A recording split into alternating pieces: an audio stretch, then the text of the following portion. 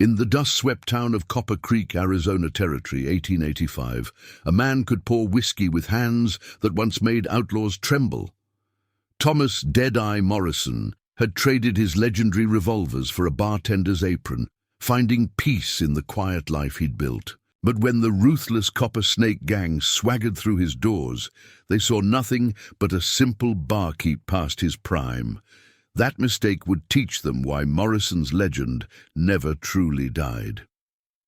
Before we jump back in, tell us where you're tuning in from, and if this story touches you, make sure you're subscribed, because tomorrow I've saved something extra special for you. The morning sun cast long shadows through the windows of the Copper Kettle Saloon, dancing across rows of bottles that Thomas Morrison polished with practiced care.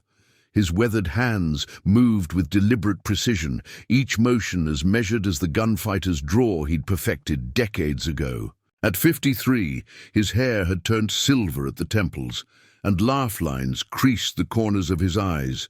But beneath his gentle demeanor lay the instincts of a man who'd survived 20 years as one of the deadliest guns in the Arizona Territory. Saloon stood at the heart of Copper Creek, a once bustling mining town that had seen better days. The morning ritual of cleaning glasses and wiping down the bar brought Morrison the peace he'd sought when he hung up his guns 5 years ago. The regulars who frequented his establishment knew him only as Old Tom, the mild-mannered bartender, who could spin a yarn and pour a perfect whiskey. None of them knew that the slight tremor in his left hand came from an old bullet wound, earned in a shootout that had left 7 men dead in Tombstone. Morrison paused his work to adjust the string. Tie at his collar, a far cry from the black duster and gun belt that had once been his daily attire. The only reminder of his former life sat in a locked chest beneath his bed upstairs. A pair of custom Colt single-action Army revolvers, their ivory grips yellowed with age, but their barrels still immaculate. He hadn't touched them in years, but he still cleaned them every Sunday, a habit he couldn't shake. The town of Copper Creek had welcomed him without questions when he arrived 5 years ago, looking to buy the rundown saloon. The previous owner, widow Sarah Chen, had been eager to sell after her husband's death in a mining accident. Morrison had paid a fair price, using money he'd saved from the bounties he'd collected. He'd rebuilt the place board by board, transforming it into a respectable establishment where miners, cowboys, and traveling merchants could find good whiskey and better company. As he worked, Morrison kept one eye on the street through the large front windows. It was a habit that had saved his life more times than he could count. The morning stage was late, and that set his nerves on edge. In his experience, disruptions to routine often spelled trouble. Sheriff Marcus Wade had stopped by the previous evening, sharing worrying news over a glass of bourbon. The Copper Snakes hit another bank, Wade had said, his voice low. Tucson this time, 3 dead, including a deputy. Word is they're moving north, following the old mining routes. The sheriff's fingers had drummed against his glass. They say Jake the Snake McKenna's leading them now. Mean bastard. Used to ride with the younger gang before striking out on his own. Morrison had nodded, keeping his expression neutral, even as memories of gunsmoke and blood threatened to surface. He'd crossed paths with McKenna once, years ago in Kansas Territory. The man had been young then, but already showing signs of the killer he'd become. They'd never drawn on each other, but Morrison had seen him gun down 2 men in cold blood over a card game. The sound of horses' hooves pulling him back to the present, Morrison glanced up to see the stage finally rolling into town, 2 hours behind schedule. The driver's face was grim as he hauled back on the reins, bringing the coach to a stop in front of the Wells Fargo office across the street. What caught Morrison's attention wasn't the late arrival, but the fresh bullet holes peppering the stages. Wooden sides. Setting down his polishing cloth, Morrison moved to the end of the bar, where he could better observe the street. The stage's door swung open, and a well-dressed man stumbled out, his face pale with fear. 2 more passengers followed, a woman clutching a small child to her chest. The driver was already speaking with Bill Parker, the Wells Fargo agent, gesturing animatedly toward the road they'd just traveled. Morrison's hand unconsciously moved to his hip, finding only the familiar weight of his bar apron where his gun belt used to rest. The gesture didn't go unnoticed by Emma Chen, Sarah's daughter, who was arranging chairs around the saloon's tables.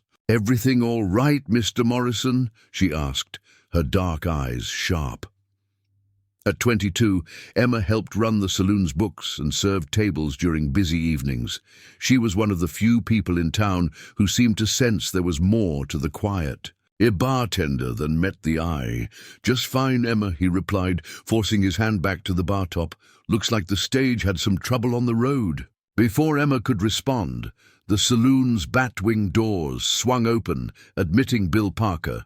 The agent's face was flushed as he approached the bar. "Tom, we got problems. Stage was held up 15 miles out by a gang of riders.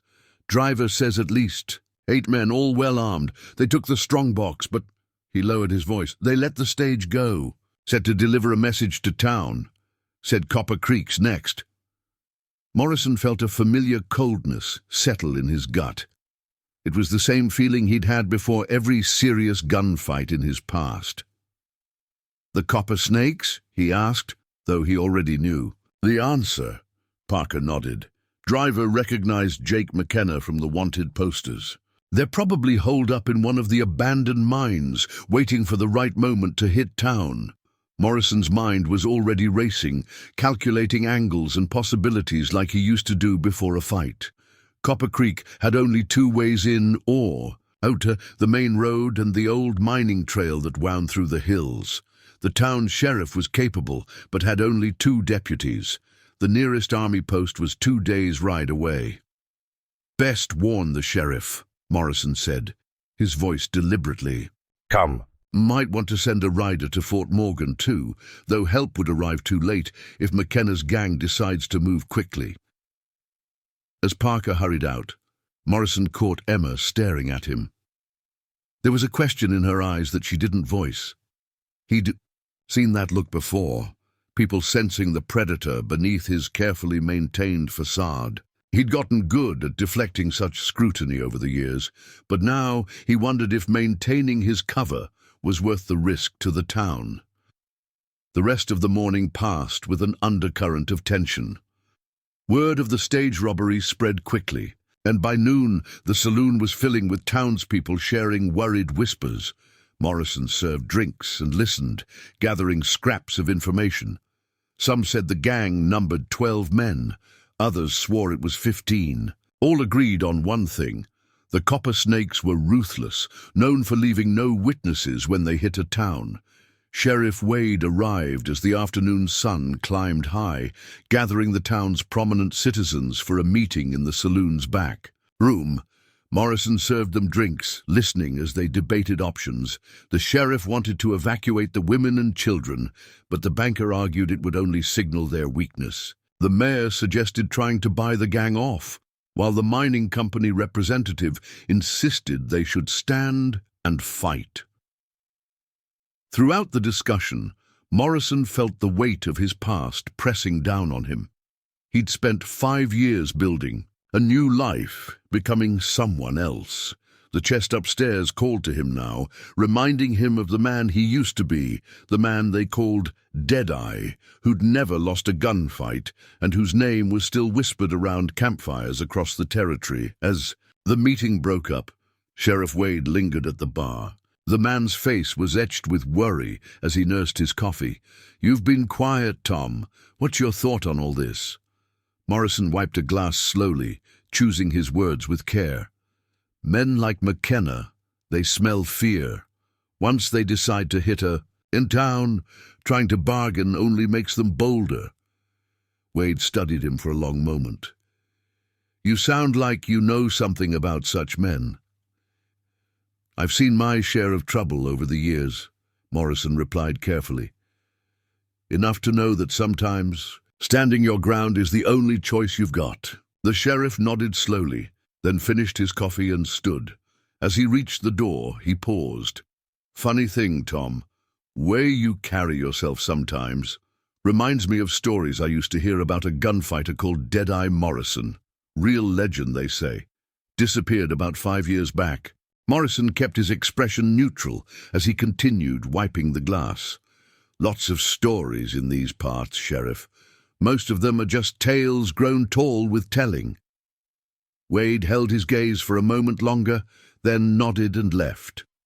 Through the windows, Morrison watched him cross the street to his office, likely to continue preparations for whatever was coming. The afternoon sun had begun its descent, painting the streets gold and red, colors that reminded Morrison too much of other sunsets, other towns, other fights he'd hoped to leave behind. Emma approached as he set down the glass. "Mr. Morrison," she said quietly, "I heard the sheriff talking about sending folks out of town. Maybe you should consider closing the saloon for a few days."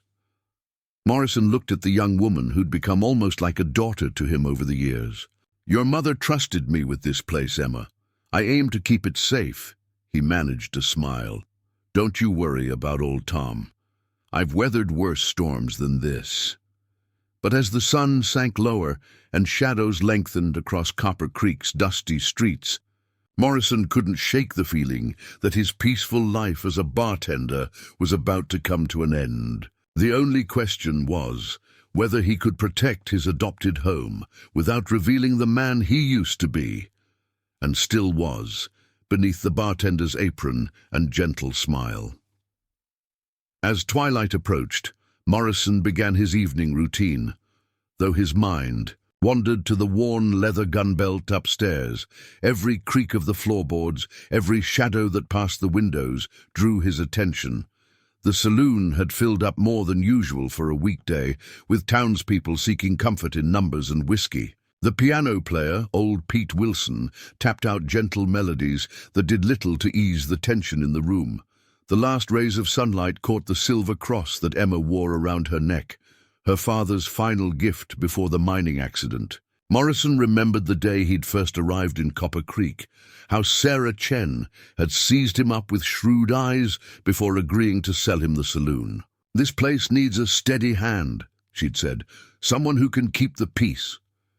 He wondered now if she'd known more about his past than she'd let on. A commotion at the door drew Morrison's attention. 3 cowboys he didn't recognize sauntered in, trail dust still thick on their clothes. Their spurs jangled against the wooden floor as they made their way to the bar, and Morrison noted how their eyes scanned the room, not with the casual curiosity of travelers, but with the calculating gaze of men sizing up territory. "Whiskey," the tallest one demanded, slapping coins on the bar. "The good stuff, old-timer." Preparing and narrating this story took us a lot of time, so if you are enjoying it, subscribe to our channel. It means a lot to us. Now back to the story. Morrison poured their drinks with steady hands, watching their reflections in the mirror behind the bar. Their gun belts were worn but well oiled, their revolvers carried low and tied down, the mark of men who used. Their weapons often, scout riders most likely, sent ahead by McKenna to assess the town's defenses. "Quiet little place you got here," the tall one remarked, gesturing with his glass. "Shame if anything were to happen to it." Morrison wiped the bar top with slow, deliberate movements. "We like it quiet," he replied mildly. "Helps folks enjoy their drinks in peace." The shortest of the 3 cowboys snickered. "Peace ain't gonna last long in these parts, old man. Best get yourself a gun instead of that rag you're holding." "Never had much use for guns," Morrison lied smoothly. "A clean glass and a fair pour's all I need." They laughed at that exactly as he'd intended. Let them see what they expected. Just another aging bartender, too set in his ways to recognize danger. But Morrison was counting weapons, noting firing angles, remembering which floorboards creaked and which were solid. Old instincts died hard. As the evening wore on, more unfamiliar faces appeared in the saloon. Morrison spotted at least 5 more men who carried themselves like McKenna's gang. They scattered themselves throughout the room, some playing cards, others just nursing drinks and watching. They were mapping the layout, noting exits, identifying potential threats. Morrison had used the same tactics himself, in another life. Emma moved between tables with practiced grace, but Morrison could see the tension in her shoulders. She'd grown up in this saloon, learned every corner of it. She knew something was wrong. When she passed behind the bar, she leaned close to Morrison. "Those men," she whispered. "They're not just cowboys, are they?" Morrison shook his head slightly. "Best head home early tonight, Emma. Take the back door." "I'm not leaving you alone with them," she insisted, her jaw set in a stubborn line that reminded him of her mother. Before Morrison could argue, the saloon doors burst open again. The newcomer was a giant of a man, his black duster covered in trail dust, a red bandana tied around his neck. The room fell silent as he walked to the bar, his boots heavy against the wooden floor. The snake tattoo coiling up his neck left no doubt about his identity. This was McKenna's right-hand man, known simply as the Rattler. Morrison felt time slow down, just as it used to before a gunfight. Every detail sharpened. The way the Rattler's coat hung open to reveal his gun belt, the calculating look in his cold eyes, the subtle shifts of his men around the room. One wrong move now could start a bloodbath. "Evening," Morrison said, his voice mild as summer rain. "What can I get you?" The Rattler's lips curled into a predatory smile. "Now that depends, friend. Heard tell this used to be Sarah Chen's place, that right?" "It was," Morrison admitted. "Bought it fair and square 5 years back. And you run it all alone? Must be hard for an old-timer." The threat in those words hung heavy in the air. Morrison could feel Emma trembling slightly beside him, though she held her ground. The piano had fallen silent, and the usual evening chatter had died to whispers. "I manage," Morrison replied, reaching for a bottle of whiskey. "Can I pour you a drink?" The Rattler leaned forward, resting both hands on the bar. His right hand was missing 2 fingers, an old injury that Morrison suspected had a story behind it.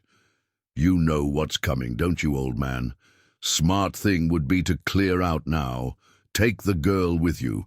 This town's about to see some changes." Morrison poured a measure of whiskey, his movements unhurried. "Change comes to all things, friend. Question is, what kind of change are you looking to bring?" The Rattler's eyes narrowed at Morrison's calm demeanor. Most men would be shaking by now, but the bartender's steady hands and level gaze seemed to unsettle him slightly. For just a moment, a flicker of uncertainty crossed his face, the first instinct of a predator realizing it might be facing something more dangerous than it initially assumed. The moment passed, and the Rattler's smile returned, colder than before. "You'll find out soon enough, old-timer, real soon." He straightened up, leaving the whiskey untouched. "Enjoy your quiet evening. Might be the last one this town sees." As the Rattler and his men filed out of the saloon, Morrison began cleaning glasses again, his movements as calm and methodical as ever, but his mind was racing. The gang's scouts had seen what they came to see. The next time they entered his saloon, it wouldn't be for drinks. Emma waited until the last of them had gone before speaking. "Mr. Morrison," she said softly, "what are we going to do?" Morrison set down the glass he was holding and looked at the young woman who'd become family to him. In her eyes, he saw the same strength he'd recognized in her mother years ago. "Emma," he said carefully, "there's something I need to tell you. And after I do, I need you to send a message to Sheriff Wade." As the night deepened over Copper Creek, Morrison knew his time of hiding was coming to an end. Tomorrow would bring violence to his door, and when it did, old Tom the bartender would have to die so that Deadeye Morrison could live again. The only question was, how many others would die with him? That night, after the last patron stumbled, home and Emma had reluctantly left through the back door. Morrison climbed the creaking stairs to his room above the saloon. The floorboards whispered beneath his feet as he approached the heavy oak chest that sat at the foot of his bed. His hands trembled slightly as he inserted the key, not from fear, but from the weight of memory. The chest's hinges groaned, releasing the familiar scent of gun oil and leather. Morrison ran his fingers over the black duster folded inside, the fabric still supple after all these years. Beneath it lay the gun belt, the twin Colts nestled in their worn holsters. He lifted one of the revolvers, feeling its familiar weight. The ivory grip had yellowed with age, but the barrel still gleamed in the lamplight. "Never thought I'd be wearing you again," he murmured, checking the cylinder's action. It turned as smooth as the day he'd last holstered it. Morrison had never let his weapons deteriorate, even in retirement. Some habits couldn't be broken, or perhaps he'd always known this day would come. As he cleaned and loaded the revolvers, with practiced precision, memories flooded back. The gunfight in Dodge City that had made his reputation, the bloody week in New Mexico tracking the Sullivan gang, the showdown in Tombstone that had left him with the bullet scar in his shoulder, and 7 men in Boot Hill. But it was a different memory that weighed heaviest tonight, the day he'd decided to hang up his guns. It had been in a town much like Copper Creek 5 years ago. A young hotshot had called him out, barely more than a boy trying to make a name for himself. Morrison had tried to talk him down, but the kid wouldn't listen. The sound of the boy's mother wailing over her son's body had followed Morrison for months afterward.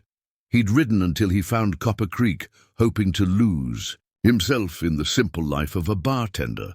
A soft knock at his door pulled him from his reverie. "Mr. Morrison?" Emma's voice was barely a whisper.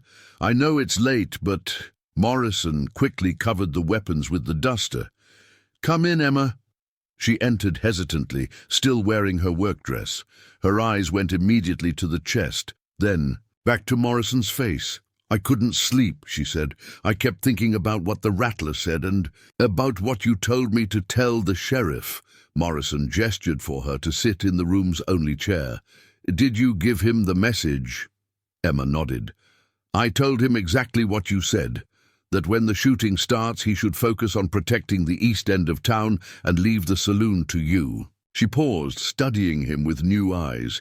"He got real quiet when I said that. Asked me if you'd finally admitted who you really are." Morrison moved to the window, looking down at the moonlit street below. A cat darted between shadows, and somewhere, in the distance, a dog barked. The town seemed peaceful, but he could feel violence approaching like a storm on the horizon. "Your mother knew," he said finally, "the day she agreed to sell me the saloon. She recognized me from the wanted posters, not the ones offering rewards, but the ones offering thanks from grateful towns. She made me promise 2 things. To protect her daughter, and to never bring my old life through these doors unless there was no other choice." Emma's hand went to the silver cross at her neck. "The stories they tell about Deadeye Morrison, are they true?" "Some are. Most grew taller with telling." He turned to face her. "I never went looking for trouble, Emma, but I never ran from it either. Your father was a good man who died trying to protect what was his. I aim to do the same." "The copper snakes. They'll come at dawn, won't they?" Morrison nodded. "It's McKenna's style. He likes the rising sun at his back, making it harder for defenders to see. The Rattler and his scouts were counting guns tonight, looking for weaknesses. They'll tell McKenna this town's ripe for taking, but it's not, is it?" Emma's voice had grown stronger. "Because they don't know about you." A ghost of a smile crossed Morrison's weathered face. "No, they don't, and that might give us the edge. We need—" He moved to the chest and drew out a smaller box hidden beneath the duster. Inside lay a silver star, a marshal's badge he'd earned and carried for 12 years before retiring. "Your father once told me that a man's true wealth is measured by what he's willing to die protecting," Morrison said, turning the badge over in his hands. "I've had 5 good years here, Emma, Made a home, found a family I never thought I'd. Uwe, if protecting that means becoming the man I used to be, then so be it. Emma stood, and to Morrison's surprise, hugged him fiercely. Mom would be proud, she whispered, and scared to death just like I am. Morrison returned the embrace, reminded again of all he had to lose. I need you to do something for me, he said gently. When you leave here, go to Mrs. Henderson's boarding house. Most of the women and children are gathering there. It's the furthest building from where the fighting's likely to be. Emma stepped back, wiping her eyes. And if you die, what happens to the saloon then? Already took care of that, Morrison said. Papers in my desk name you as owner if anything happens to me. You've got your mother's strength and your father's heart. The place would be in good hands. A long moment of silence stretched between them, filled with words that didn't need saying. Finally, Emma squared her shoulders. I'll go to the boarding house, she said. But I want you to promise me something first. What's that? Promise me you won't die. Her voice cracked slightly. I've already lost one father. I don't want to lose another. Morrison felt something catch in his throat. I promise to do my best, he said softly. Now go on. Dawn's not far off. After Emma left, Morrison returned to his preparations. He cleaned his guns one final time, checked his ammunition, and donned the black duster that had once struck fear into the hearts of outlaws across the territory. The weight of the gun belt around his hips felt both foreign and familiar, like greeting an old friend you'd hoped never to see again. In the small mirror above his wash basin, a different man stared back at him. Gone was old Tom the bartender, replaced by the hard-eyed gunfighter who'd earned his reputation one bullet at a time. Morrison adjusted his hat, not the slouch hat he wore behind the bar, but the black Stetson that had been his trademark in another life.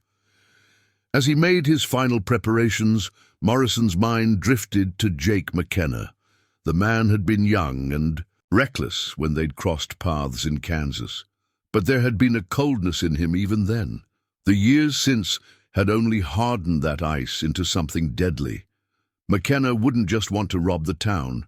He'd want to break it, to make an example of anyone who dared resist. Morrison moved silently through the darkened saloon, positioning himself to study the street through the windows. The false dawn was just beginning to lighten the eastern sky. He knew what would come next. Had seen it played out in a dozen other towns. McKenna's men would have spent the night positioning themselves, taking advantage of every shadow and blind spot. They'd wait for the sun to rise just enough to blind anyone looking east, then make their move. But Morrison had spent 5 years, learning every angle of this town. He knew which buildings offered the best cover, which alleys provided clean lines of fire. He'd chosen his ground well when he bought the saloon.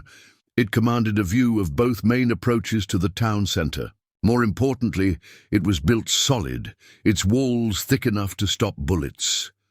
The street remained quiet, but Morrison's instincts told him the enemy was already in place. He could almost feel them out there, moving like shadows through the pre-dawn gloom. McKenna would have at least 15 men, probably more. Against them stood Sheriff Wade, his 2 deputies, and whatever townsman had the courage to fight, and one aging gunfighter who'd hoped never to draw his weapons again. Morrison thought of Emma, safely away at the boarding house. He thought of Sarah Chen's face, the day she'd sold him the saloon, the knowing look in her eyes when she'd made him promise to protect her daughter. He thought of all the peaceful days behind the bar, listening to miners' tales and cowboys' boasts, building a life he'd never dreamed he could have. The first rays of sun began to paint the eastern sky in shades of fire. Morrison drew both revolvers, checking their weight one final time. The familiar feel of the ivory grips in his palms sent a jolt of memory through him, muscle memory that had never truly faded. "All right, McKenna," he whispered into the growing dawn. "Let's see if you've learned anything since Kansas." Thunder rolled in the distance, or perhaps it was the sound of approaching horses. Either way, Morrison knew the time for hiding was over. Deadeye Morrison had returned, and Copper Creek would soon learn why that name had once been whispered. With equal measures of respect and fear throughout the territory, the sound of a hammer being cocked echoed from somewhere in the shadows. Morrison's fingers tightened on his revolvers. The sun was about to rise on his last morning as a simple bartender, and he intended to greet it the way he'd greeted every challenge in his life. Head on, guns ready, and with the quiet certainty of a man who'd made peace with his own legend.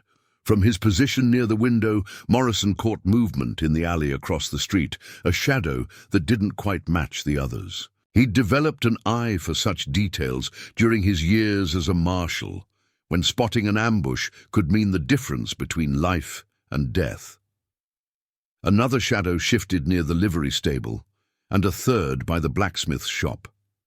They were surrounding the saloon, just as he'd expected.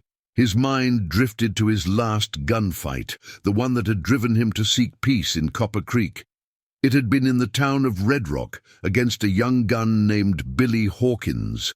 The boy couldn't have been more than 19, full of fire and whiskey courage. Morrison had tried to talk him down, explaining that 22 notches on his guns didn't make him proud.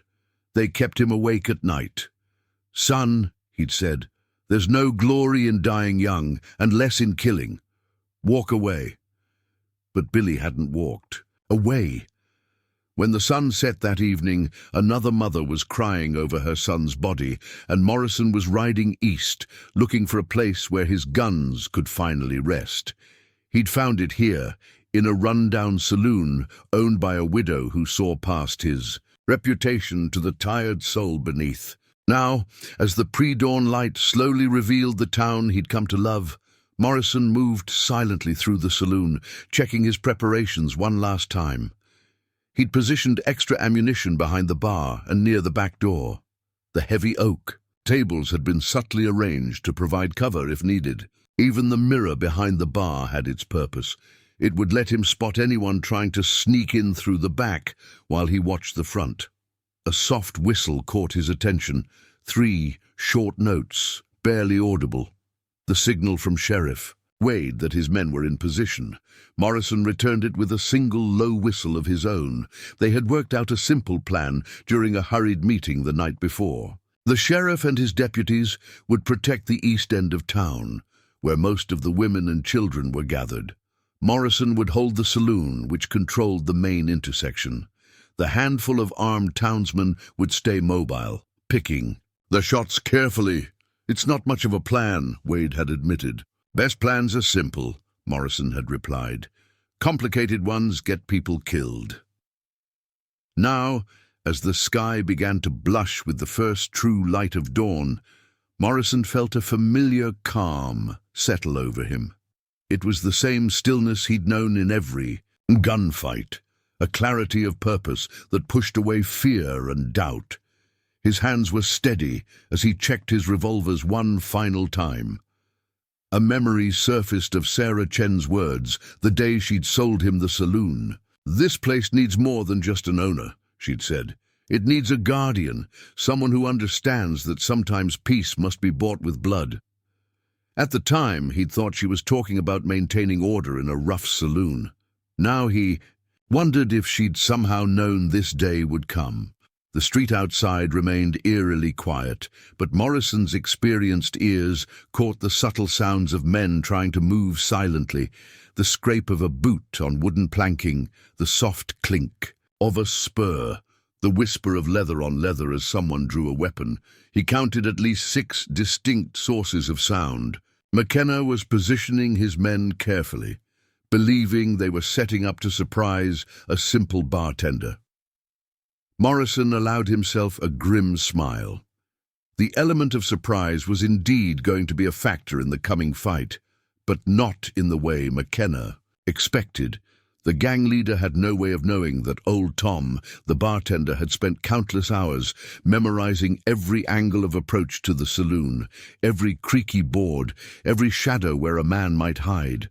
More importantly, he didn't know that the supposedly harmless barkeep had put 2 rounds through the center of an ace of spades at 50 paces just yesterday morning, proving to himself that 5 years of peace hadn't dulled his legendary accuracy.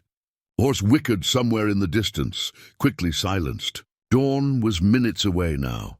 Morrison moved to his chosen position, where he could see both the front entrance and the row of windows along the saloon's side.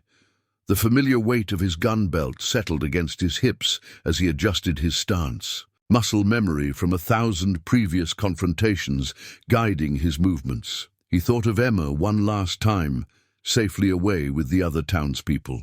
"Promise me you won't die," she'd said. It was a promise he intended to keep, not just for her sake, but for every person in Copper Creek who'd accepted him without questions, who'd let him build a new life far from the violence of his past. The first ray of sun crept over the eastern hills, and with it came the thunder of hooves. The morning exploded into violence with the suddenness of a summer storm. Riders burst from the shadows, their horses' hooves thundering against the packed earth of Copper Creek's main street. Morrison counted 12 men in the first wave, with more moving through the side alleys. The Rattler led the charge, his red bandana bright against the dawn sky, while Jake McKenna himself was nowhere to be seen, exactly as Morrison had expected. The gang leader would wait to make his entrance until he thought the situation was under control. Gunfire erupted from the east end of town, Sheriff Wade and his deputies engaging the gang's flanking movement. Morrison remained perfectly still, behind the saloon's front window, watching as the Rattler and his men reined their horses to a stop in a loose semicircle facing the building. Their confidence was evident in their casual postures, in the lazy way they trained their weapons on the saloon's entrance. "Come on out, old-timer," the Rattler's voice boomed across the empty street.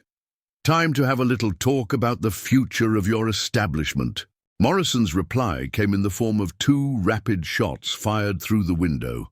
The first took the Rattler's hat clean off his head.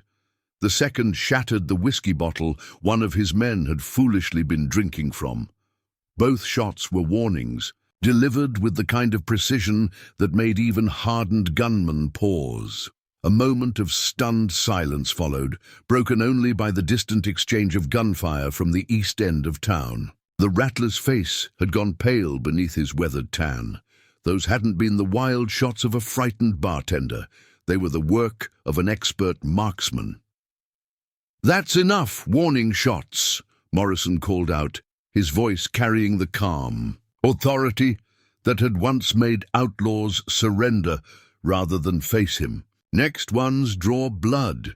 Clear out of Copper Creek while you still can." A burst of laughter came from the gang, but it held an edge of uncertainty. The Rattler's eyes narrowed as he studied the saloon's windows, trying to pinpoint Morrison's location. "Seems the old dog's got some bite left," he growled.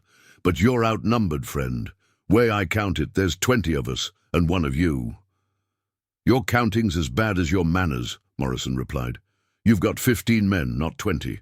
3 watching the back alleys, 4 trying to flank around through the livery stable, and 8 out front with you. Though I reckon it's 7 now, seeing as how your friend with the bottle's looking a mite shaky." The precision of Morrison's assessment sent a ripple of unease through the gang. The Rattler's hand strayed to his gun, but Morrison's voice stopped him. "I wouldn't. Not unless you want to find out if what they say about Deadeye Morrison is true." The name fell like a stone into still water. Morrison saw recognition and fear flash across several faces. The Rattler's remaining fingers whitened on his reins. "Deadeye Morrison's gone," he said, but his voice lacked conviction. "Disappeared years ago." "Did I?" Morrison stepped into view, letting them see him clearly. The black duster, the twin Colts, the stance that had been immortalized in a dozen dime novels. "Seems to me I just got tired of killing, decided to try pouring drinks instead of lead, but you boys just had to push it, didn't you?" More gunfire erupted from the east end of town, closer now. The gang members shifted uneasily in their saddles. They'd come expecting to terrorize a helpless town, not face a living legend. The Rattler licked his lips, calculating odds that had suddenly turned unfavorable. "If you're really who you say you are," he called out, "prove it. Show us some of that famous dead-eye shooting." Morrison's response was as swift as it was devastating. His right-hand Colt seemed to materialize in his grip, and 4 shots rang out in rapid succession. 4 men cried out as their guns went spinning into the dust. Each weapon struck precisely on the hammer or trigger guard. The display of marksmanship was like nothing most of them had ever seen. "That proof enough?" Morrison asked quietly. "Or should I start aiming for center mass?" The Rattler's face had gone from pale to ashen. Every tale he'd heard about Deadeye Morrison was proving true. The supernatural speed, the impossible accuracy, the calm demeanor that made him more terrifying than any hothead with a quick temper. But he had his orders, and Jake McKenna's. Fury was more immediate than any legend. "Kill him!" The Rattler roared, finally drawing his own weapon. The street erupted in chaos. Morrison dove behind an overturned table as bullets splintered the saloon's facade. His return fire was measured and precise. 2 shots that caught the Rattler in his shooting arm and gun hand, sending the giant crashing from his saddle. 3 more of the gang opened fire from the alley, trying to catch Morrison in a crossfire, but he'd anticipated the move. The heavy oak bar provided perfect cover as he rolled behind it, emerging on the far end to drop 2 of them with leg shots before they could adjust their aim. The 3rd man threw down his gun and ran. Morrison's voice carried over the gunfire, as steady as if he were still serving drinks. "That's 6 of you down, and I haven't killed anyone yet. Walk away now, and you can all ride out of here under your own power. Stay, and I stop being merciful." A bullet whined off the bar near his head. "Answer enough." Morrison nodded to himself and ejected his spent shells, reloading with the fluid grace that had once made him famous. Among gunfighters, speed was admired, but smoothness was feared. A smooth shooter was a practiced shooter, and practice meant survival. Through the windows he could see more of the gang taking cover behind horses and water troughs. They were professionals, adjusting their tactics now that they knew what they were facing. But Morrison had positioned himself perfectly. The rising sun was at his back, forcing them to squint into the light while he remained in relative shadow. A movement caught his eye. One of the gang trying to work his way around to the saloon's side entrance. Morrison put a bullet through the man's thigh, sending him sprawling in the dust. "Doors locked anyway," he called out conversationally. "Saves you a painful trip." The wounded man crawled to safety, leaving a trail of blood in the dirt. Morrison counted quickly. 3 men down with serious wounds, including the Rattler, 4 nursing injured hands or arms, 1 fled, and 1 trying to crawl away. That left 6 unaccounted for, not counting McKenna himself, who still hadn't shown his face. As if reading his thoughts, a new voice cut through the morning air. "Morgan, are you there?" Morrison felt his spine stiffen. He knew that voice, deeper now than it had been in Kansas, but still carrying that same cold edge. Jake McKenna had finally decided to make his appearance. "Been a long time, Jake," Morrison called back. "You've moved up in the world. Gang of your own now instead of riding second fiddle to the youngers." "And you moved down," McKenna replied. "From legendary lawman to serving drinks in a backwater town. Time catches up with all of us, I suppose." Morrison smiled grimly. "Seems to me you're the one it's caught up with. Half your men are down, and you haven't even made it through the front door yet." A dark chuckle floated across the street. "Always were good with numbers, weren't you, Morgan?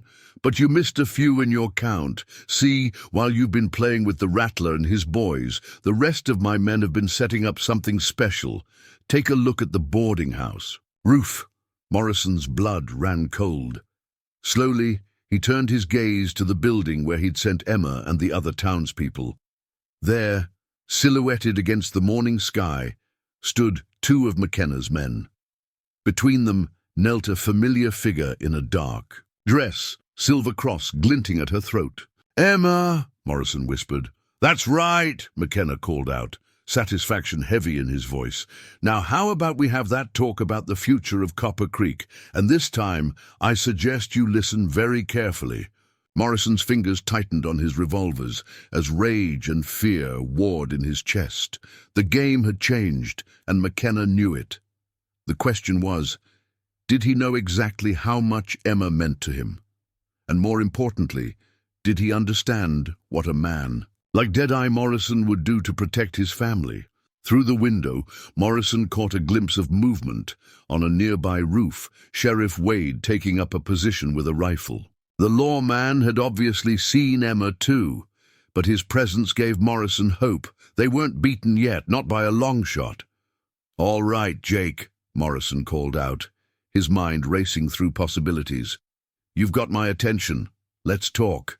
As McKenna's boots clunked on the wooden sidewalk, Morrison silently thanked Sarah Chen for one final gift: the secret cellar beneath the saloon, connected to the boarding house by a long-forgotten tunnel from the town's mining days. He'd never told Emma about it, but he'd made sure Mrs. Henderson knew, just in case a day like this ever came. The real question was whether he could keep McKenna talking long enough for the tunnel to serve its purpose. One way or another, this standoff was about to reach its bloody conclusion, and Morrison intended to make sure Emma wasn't anywhere near when it did. He checked his revolvers one last time, listening to McKenna's approaching footsteps. Whatever happened next would determine not just his fate, but the future of Copper Creek itself. The sun had fully risen now, casting long shadows across the blood-stained street, and Morrison couldn't help but wonder how many more shadows would fall before this day was done.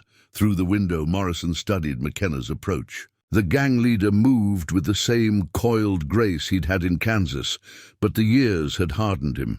His black coat was expensive, his guns custom-made, the trappings of a man who'd built his reputation on violence. But it was his eyes that held Morrison's attention. They were dead eyes, empty of everything except cold calculation. "You know what's funny, Morgan?" McKenna called out as he reached the middle of the street. "I heard rumors you were hiding out in these parts. Didn't believe them at first. The great Deadeye Morrison serving drinks in some backwater saloon seemed too ridiculous to be true." "People change, Jake." Morrison kept his voice steady, though his mind was racing. He needed to keep McKenna talking while watching for any sign from the boarding house. "Some of us learn there's more to life than notches on a gun." McKenna's laugh was sharp as broken glass. "That's what weakness sounds like. The Morrison I knew wouldn't have hesitated to shoot the Rattler dead instead of just winging him. Getting soft in your old age." "Getting wise," Morrison corrected. "Killing's easy. Living with it's the hard part. But then you never did understand that, did you?" "What I understand," McKenna said, his voice dropping lower, "is power. Look around you. Morgan, this town, these people, they're nothing. Just another mark on the map. Another chance for men like us to take what we want." Morrison's finger tightened slightly on his trigger. "That's where you're wrong, Jake. These people aren't nothing. They're everything. They're the reason men, like me, picked up guns in the first place, to protect those who can't protect themselves." "Pretty words," McKenna sneered, "but let's see how they hold up when I start making examples. Maybe I'll start with the girl. Emma, isn't it?" He raised his voice. "Bring her down here, boys." Morrison's heart pounded, but he forced himself to remain still. If his guess was right, if Mrs. Henderson had remembered about the tunnel, he just needed a few more minutes. "You know what your problem always was, Morgan," McKenna continued, clearly enjoying himself. "You never understood that reputation is worth nothing if you're not willing to use it.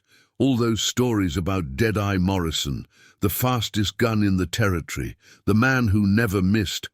And here you are, hiding behind a bar, playing at being respectable, A commotion from the boarding house roof drew their attention. One of McKenna's men was gesturing wildly, while the other seemed to be searching for something. Emma was nowhere in sight. McKenna's face darkened. "What's going on up there?" "Boss!" one of the men called down. "She's gone! Just disappeared!" The gang leader's hand dropped to his gun, but Morrison was already moving. His first shot caught McKenna's drawing hand, sending his revolver spinning. The second clipped his shoulder, staggering him backward. Before anyone could react, Morrison had rolled across the saloon floor and come up behind a different window, his guns covering both McKenna and the remaining gang. "Members, Mrs. Henderson remembered the tunnel," Morrison called out, allowing himself a grim smile. "Seems you're running out of bargaining chips, Jake." McKenna's face contorted with rage and pain. "Kill him! Kill them all!" The street erupted in gunfire. Once again, but this time Morrison had no reason to hold back. His revolvers roared in perfect rhythm, each shot finding its mark with deadly precision. 2 gang members fell from the boarding house roof. Another dropped as he tried to rush the saloon's side door. Through it all, Morrison moved like a ghost, never staying in one spot long enough to draw concentrated fire. A rifle cracked from above, Sheriff Wade making his presence felt. One of McKenna's men spun and fell, clutching his chest. Another threw down his gun and ran, only to be cut down by his own leader. "Nobody runs!" McKenna screamed, blood streaming from his shoulder. "Nobody surrenders!" But his men had seen enough. They'd come expecting an easy target, found a legend instead, and now watched as their advantage crumbled away. One by one they began to break, running for their horses or simply fleeing on foot. Morrison stepped into full view, both guns trained on McKenna. "It's over, Jake. Your men are done. The girl's safe. All you've got left is a choice about how this ends." McKenna's laugh was more of a snarl. "You think I care about any of that? I came here to kill a legend, Morgan, to prove that all the stories about Deadeye Morrison were just that, stories. And I'm not leaving until one of us is dead. Have it your way." Morrison's voice was soft with regret. "But remember, you chose this ending, not me." The morning sun hung high now, painting the street in harsh light and darker shadows. 2 men faced each other across blood-stained dust, their shadows stretching out behind them like the ghosts of their younger selves. For a moment, time seemed to stop, holding its breath for the final act of a story that had begun years ago in Kansas. Thunder rolled in the distance as Morrison prepared himself for what had to come next. He'd tried to leave this life behind, tried to find peace pouring drinks instead of lead. But some stories, it seemed, demanded their own endings. And this one would end where it had always been destined to, in gunsmoke and blood beneath the western sun. The moment stretched like a wire drawn too tight, ready to snap. Morrison and McKenna faced each other across the blood-stained street, 2 legends from different sides of the law, about to write the final chapter of their shared history. The morning wind whispered through Copper Creek, carrying the acrid scent of gunsmoke and the metallic tang of blood. McKenna's wounded shoulder still bled, staining his expensive black coat, but his eyes burned with a fanatic's intensity. His remaining men had taken cover or fled, leaving the street eerily empty except for the fallen. Above them, Sheriff Wade kept his rifle trained on the scene, knowing better than to interfere in what was coming. "You remember Kansas, Morgan?" McKenna's voice carried across the distance between them. "Remember what you said to me that day over the bodies of those card players?" Morrison remembered. How could he forget? McKenna had been younger then, but already showing signs of the monster he'd become. "I told you there's a difference between being good with a gun and being right with your soul. And I told you souls don't matter in our line of work." McKenna's lips twisted in a savage grin. "Proved that plenty of times since then. Every town I've burnt, every man I've killed, each one was a message to men like you. Law, order, justice. They're just words. Power is the only truth." "Why did you come to Copper Creek?" Morrison asked, though he already knew the answer. "To prove a point?" McKenna's laugh was hollow. I came because every legend needs an ending. The great Deadeye Morrison hiding behind a bar in some dusty nowhere town. That's not an ending worthy of the stories. But gunned down defending his precious townspeople. That's the kind of tale that lives forever. You always did love the sound of your own voice, Jake. Morrison's tone was conversational, but his eyes never left McKenna's hands. All these years, all that blood just to prove something to a man you met once in Kansas? Not just to prove something. McKenna's right hand twitched slightly, the tell he'd always had before drawing. To become something. After today, the name McKenna will mean more than Morrison ever did. The man who killed Deadeye, now that's a legend worth building. Morrison shook his head sadly.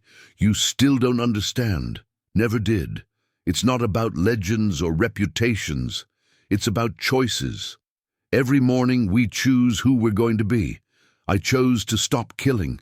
Choose to build something instead of destroy. You're still that angry young man I met in Kansas, trying to prove himself with a gun. Enough talk. McKenna's voice cracked like a whip.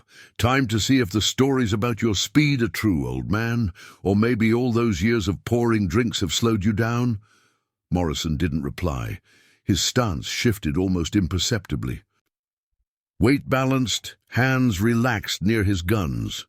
He'd hoped to avoid this moment, but deep down he'd always known it would come to this. Some stories could only end one way.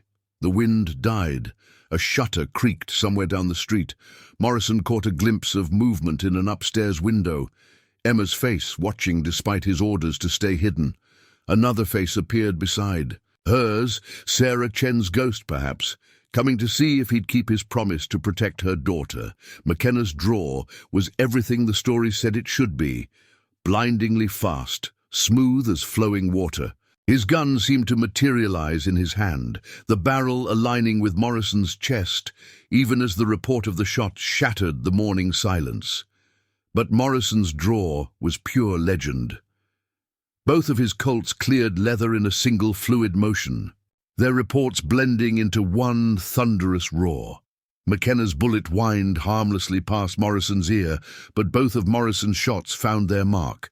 One in McKenna's gun hand, destroying his grip on the weapon, the other in his right shoulder.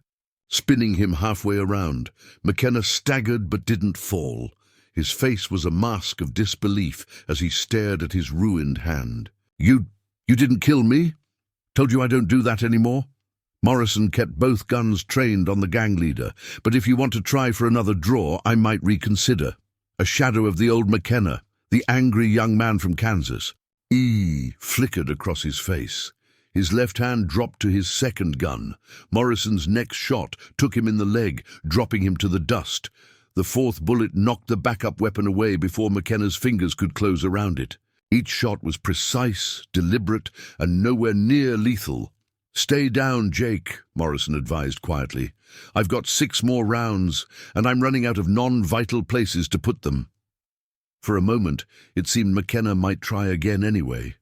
Then, the fight seemed to drain out of him, leaving only bitter hatred in its wake. Should have killed me, Morgan, he spat, because I'm going to get up from this, and when I do... You'll what? Sheriff Wade's voice cut through the morning air as he descended from his sniper's perch. Spend the next 20 years in Yuma prison, assuming you survive the trip? The lawman's rifle never wavered from McKenna's chest. Your gang's either dead, wounded, or run off. The ones we caught will testify to everything. The banks, the killings, all of it. Your days of running free are done. More townspeople were emerging now, armed with rifles and shotguns. They moved cautiously, securing the wounded gang members, checking the dead. Morrison kept his guns trained on McKenna until Wade's deputies had him safely shackled, then slowly holstered them. The morning seemed unnaturally bright after the shadows of violence. Morrison felt every one of his 53 years as he surveyed the aftermath of the gunfight. The street was littered with spent cartridges, bloodstains, and the detritus of sudden violence. But the town still stood, and its people were safe. Emma burst from the boarding house, running to him despite Mrs. Henderson's attempts to stop her. She collided with Morrison hard enough to make him grunt, her arms wrapping around him in a fierce embrace. "I saw everything," she said into his chest. "From the upstairs window. I never knew you could." Her voice trailed off. Morrison returned the embrace with his free arm, his other hand still resting near his gun, out of habit. "Never wanted you to know that side of me, Emma. Never wanted anyone here to see it." "But we needed to," she insisted, stepping back to look up at him. "The town needed to know we had a guardian all along. Mother knew, didn't she? That's why she sold you the saloon." Morrison nodded slowly. "Your mother was a wise woman, saw right through my attempt to hide." He managed a small smile. "Seems to run in the family." The townsfolk were gathering now, looking at Morrison with new eyes. Some seemed afraid, others grateful, but all of them were reassessing the quiet bartender they'd known for 5 years. He could see the questions forming on their lips, the stories starting to take shape. Sheriff Wade approached, his rifle cradled in his arms. "That was some mighty fine shooting, Morrison. Or should I say, Marshal Morrison?" "Just Morrison is fine," he replied. "Haven't carried a badge in a long time." "Maybe you should consider it again," Wade suggested. "Town could use a deputy who knows which end of a gun is which. Pays not much, but—" "No!" Morrison's voice was firm but gentle. "My days of official peacekeeping are done, but if Copper Creek needs a guardian—" He glanced at Emma, then back, at the saloon that had become his home. "Well, it seems to me a bartender sees and hears everything worth knowing in a town. Might be that's guardian enough." Wade nodded, understanding. "Reckon you're right at that." He tipped his hat and moved off to supervise his deputies as they loaded the wounded gang members into wagons. Emma touched Morrison's arm. "What happens now?" He looked down at her, seeing Sarah in her determined expression. Now we clean up the saloon, fix what's broken, and open for business." He managed a weary smile. "Been a long morning, folks could probably use a drink." But as he turned toward the saloon, McKenna's voice rasped from where he lay, bound and bleeding in the wagon. "This isn't over, Morgan. A legend like yours. It draws killers like moths to flame. They'll come. They'll all come." Morrison paused, then spoke without turning. "Let them come. They'll find what you found. A quiet town, a simple bartender, and maybe, if they're unlucky, a reminder that some legends earn their truth the hard way." As he walked back to the saloon, Emma fell into step beside him. The morning sun cast their shadows long across the street, a father and daughter, a gunfighter and his conscience, walking together toward whatever future the new day might bring.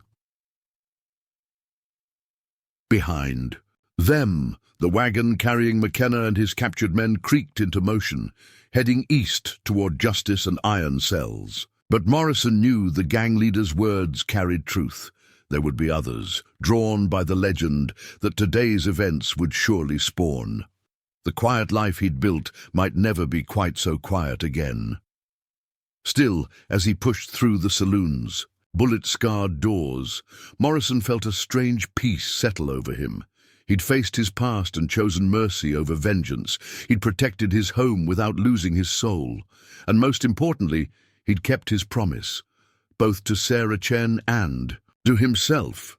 Emma was already behind the bar, righting fallen bottles and sweeping up broken glass. "I'll get the coffee going," she said. "Something tells me we're about to have a busy day." Morrison hung his duster on its peg and rolled up his sleeves. The weight of his gun belt was still unfamiliar after so many years without it, but he decided to keep wearing it, a reminder and a warning to anyone else who might mistake a simple bartender for an easy target. "A busy day," he agreed, reaching for a broom, "but a good one."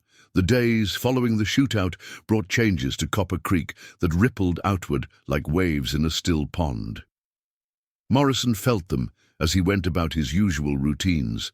Saw them in the way people looked at him, heard them in the whispers that followed him down the street. The quiet life he'd built was transforming, reshaping itself around the truth of who he was. The saloon had reopened the very evening of the gunfight, after Morrison and Emma had cleared away the broken glass and patched the bullet holes. The usual crowds came, but the atmosphere was different. Men who'd been drinking there for years now approached the bar with a mix of awe and uncertainty, studying the bartender's hands as he poured their whiskey, wondering how those same fingers that handled glasses so delicately could draw and fire with legendary speed. "Tell us about Kansas, Mr. Morrison," they'd say, or what really happened in Tombstone. He deflected most questions with a gentle smile and a fresh pour, but the story spread anyway. Each telling grew taller than the last, until the morning's events had taken on almost mythical proportions.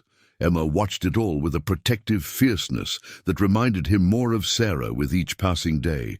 She'd taken to wearing her mother's old derringer in a hidden pocket of her skirt, a detail that both worried and amused Morrison. When he'd questioned her about it, she'd fixed him with a look that brooked no argument. "If you're going to be the guardian of Copper Creek," she'd said, "then I'm going to be the guardian of you. Mother would have wanted it that way." A week after the shootout, Morrison sat at his usual spot behind the bar, watching the afternoon sun paint patterns on the freshly scrubbed floor. The window glass had been replaced, the bullet holes plastered over, but subtle signs of the battle remained. A deep gouge in the bar top, a darker stain in the woodwork that no amount of cleaning could remove. Sheriff Wade entered, removing his hat as he approached the bar. The lawman had aged years in the past week, dealing with the aftermath of the violence. Telegrams had been flying back and forth to territorial authorities, depositions taken, prisoners transported. The Copper Snake Gang was finished. It's surviving. Members bound for long terms in Yuma prison. "Morning, Tom," Wade said, settling onto a bar stool, or should I say Marshall? Morrison poured him coffee without being asked. "Just Tom is fine, Sheriff. Haven't worn a badge in a long time." "Might want to rethink that," Wade said, warming his hands around the cup. "Word's spreading about what happened here. The territorial governor himself sent a telegram yesterday, asking about you. Seems he remembers a certain marshal who cleaned up the New Mexico territory back in the day." Morrison's hands stilled on the coffee pot. "That life's behind me, is it?" Wade's eyes were knowing. 3 riders came through yesterday, asking questions about Deadeye Morrison. 2 more this morning. News travels fast in this territory, especially news about legends coming back to life. A shadow fell across the bar as Emma appeared from the storeroom, her arms full of fresh glasses. She'd heard Wade's words, and Morrison could see the worry in her eyes. "Let them come," Morrison said firmly, "as much for Emma's benefit as Wade's. They'll find what McKenna found, just a simple bartender who prefers serving drinks to lead." Wade nodded slowly. "Maybe, but you might want to know, McKenna's got friends, powerful ones. Man like that doesn't build an empire of crime without making connections. Word is, some of them aren't too happy about how things turned out here." Morrison absorbed this without visible reaction, but his mind was already turning over the implications. He'd known there would be consequences to stepping back into the light, but he'd hoped for more time before they arrived. "There's more," Wade continued, his voice dropping lower.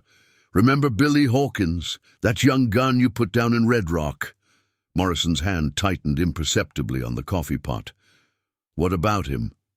"His brother's been making noise in Texas." "Curtis Hawkins. Mean customer with a reputation almost as bloody as McKenna's. Word is he's been looking for you ever since Red Rock, and now he knows exactly where to find you." Emma set down her glasses with more force than necessary. "He can't have him," she said fiercely. "None of them can. This is his home now. A home." Morrison felt a surge of pride and worry at her words. She was so much like her mother, strong, determined, unafraid to face danger head-on. But that same strength could put her in harm's way. "Emma's right," a new voice said. They turned to see Bill Parker, the Wells Fargo agent, standing in the doorway. "Copper Creek owes you a debt, Morrison. We're not about to stand by and watch vultures circle." More townspeople were gathering now, drawn by the conversation. Morrison recognized faces he'd served for 5 years.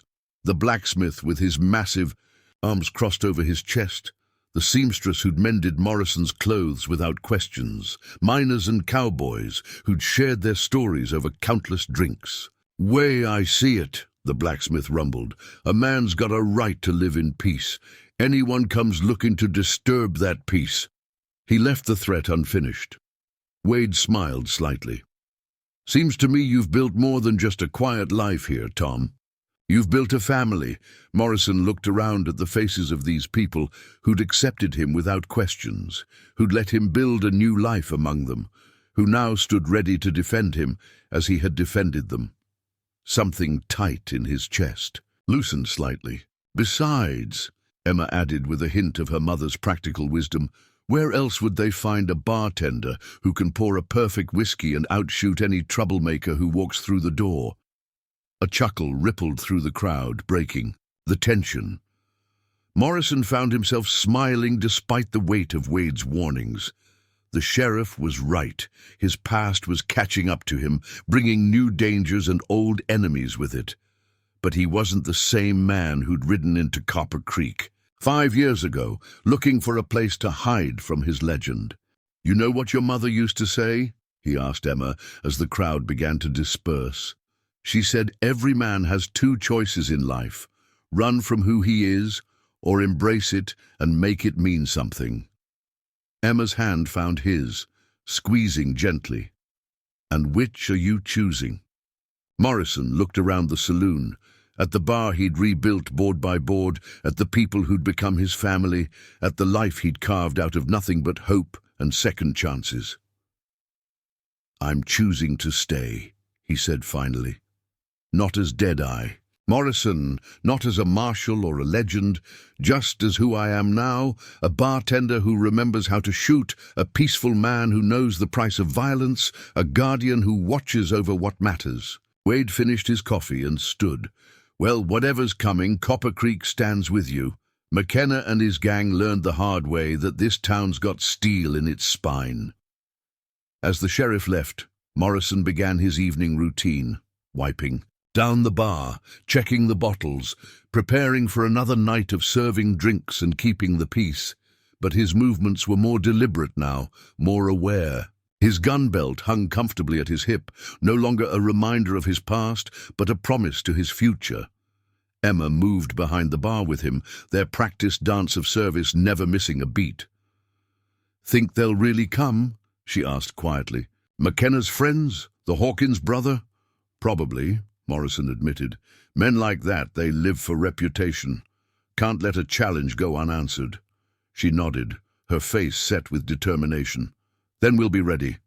All of us." Morrison caught a glimpse of their reflection in the mirror behind the bar, the aging gunfighter and the young woman who'd become his daughter in all but blood, standing together in the place that had given them both a second chance at family. "You know something, Emma," he said, allowing himself a small smile. "I think we will be." The sun was setting over Copper Creek, painting the sky in shades of gold and crimson. Soon the saloon would fill with the usual evening crowd, men coming in, for a drink and a friendly word with old Tom the bartender. But now they would know they were also under the protection of Deadeye Morrison, the legend who'd chosen to make their town his last stand. Let them come, Morrison thought as he poured the first drinks of the evening. Let them all come. They'll find more than just a legend here. They'll find a home worth defending, a family worth protecting, and a man who'd finally learned that the greatest strength lies not in the speed of his draw, but in the courage to stand his ground. The saloon's doors swung open, admitting the First customers of the evening. Morrison greeted them with his usual quiet smile, but his eyes constantly scanned the street beyond, watching for shadows on the horizon. The legend of Deadeye Morrison wasn't finished, but perhaps the next chapter would be about more than just gunsmoke and glory. Perhaps it would be about finding the balance between who he was and who he'd become, about protecting a home without losing the peace he'd found within it. And maybe, just maybe, it would be about teaching others that same truth he'd learned the hard way, that real strength lies not in the power to take life, but in the wisdom to preserve it.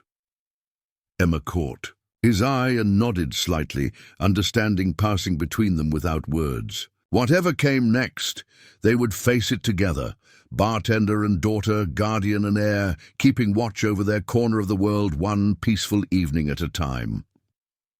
The legend of Deadeye Morrison had found its home at last.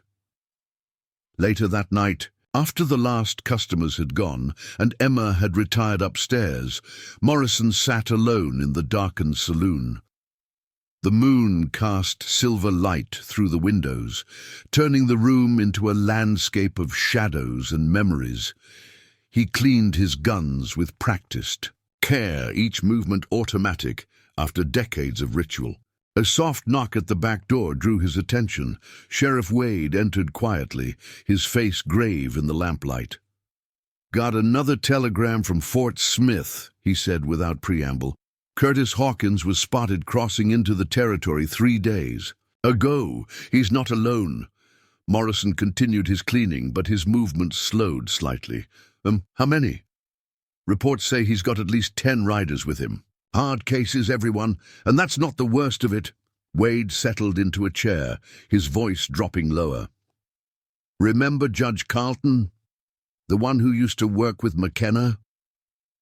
The one who made evidence disappear for the right price?" Morrison nodded. "Heard he retired to San Francisco. Not as retired as we thought.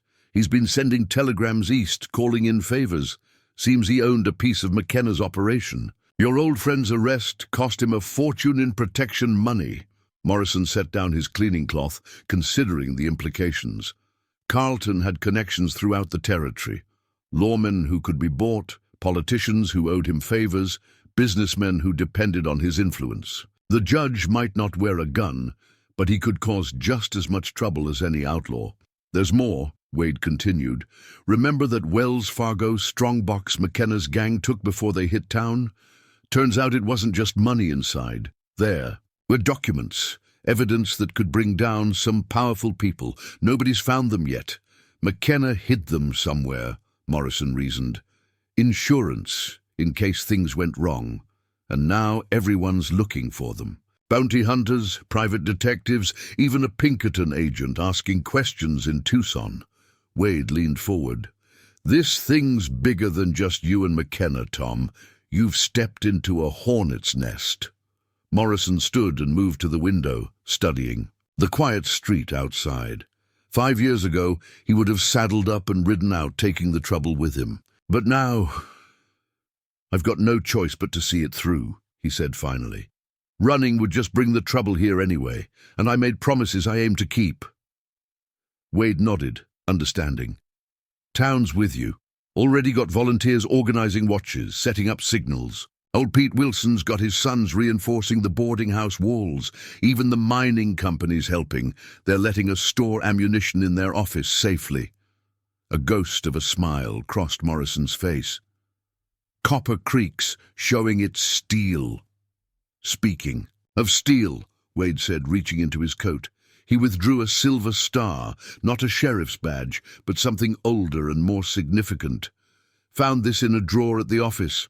Previous sheriff must have kept it all these years. It's yours, if you want it." Morrison stared at the U.S. Marshal's badge, remembering the weight of it, the responsibility it represented.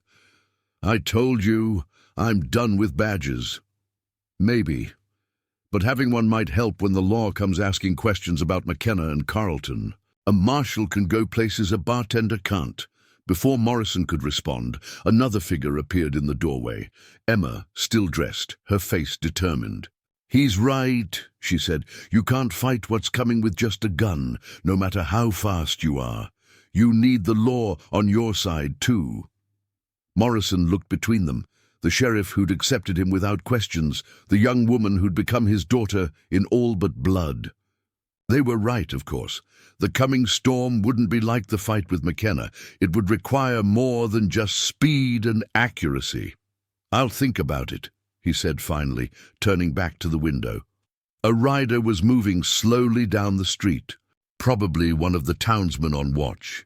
In the distance, heat lightning flickered against dark clouds, a summer storm brewing over the mountains. Emma moved to stand beside him. Mother used to say that sometimes the bravest thing a person can do is stop running and plant roots.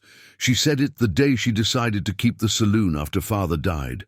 Morrison remembered Sarah Chen's fierce determination, her refusal to be driven away by grief or hardship, like mother, like daughter, both of them teaching him lessons about courage he'd never learned with a gun in his hand.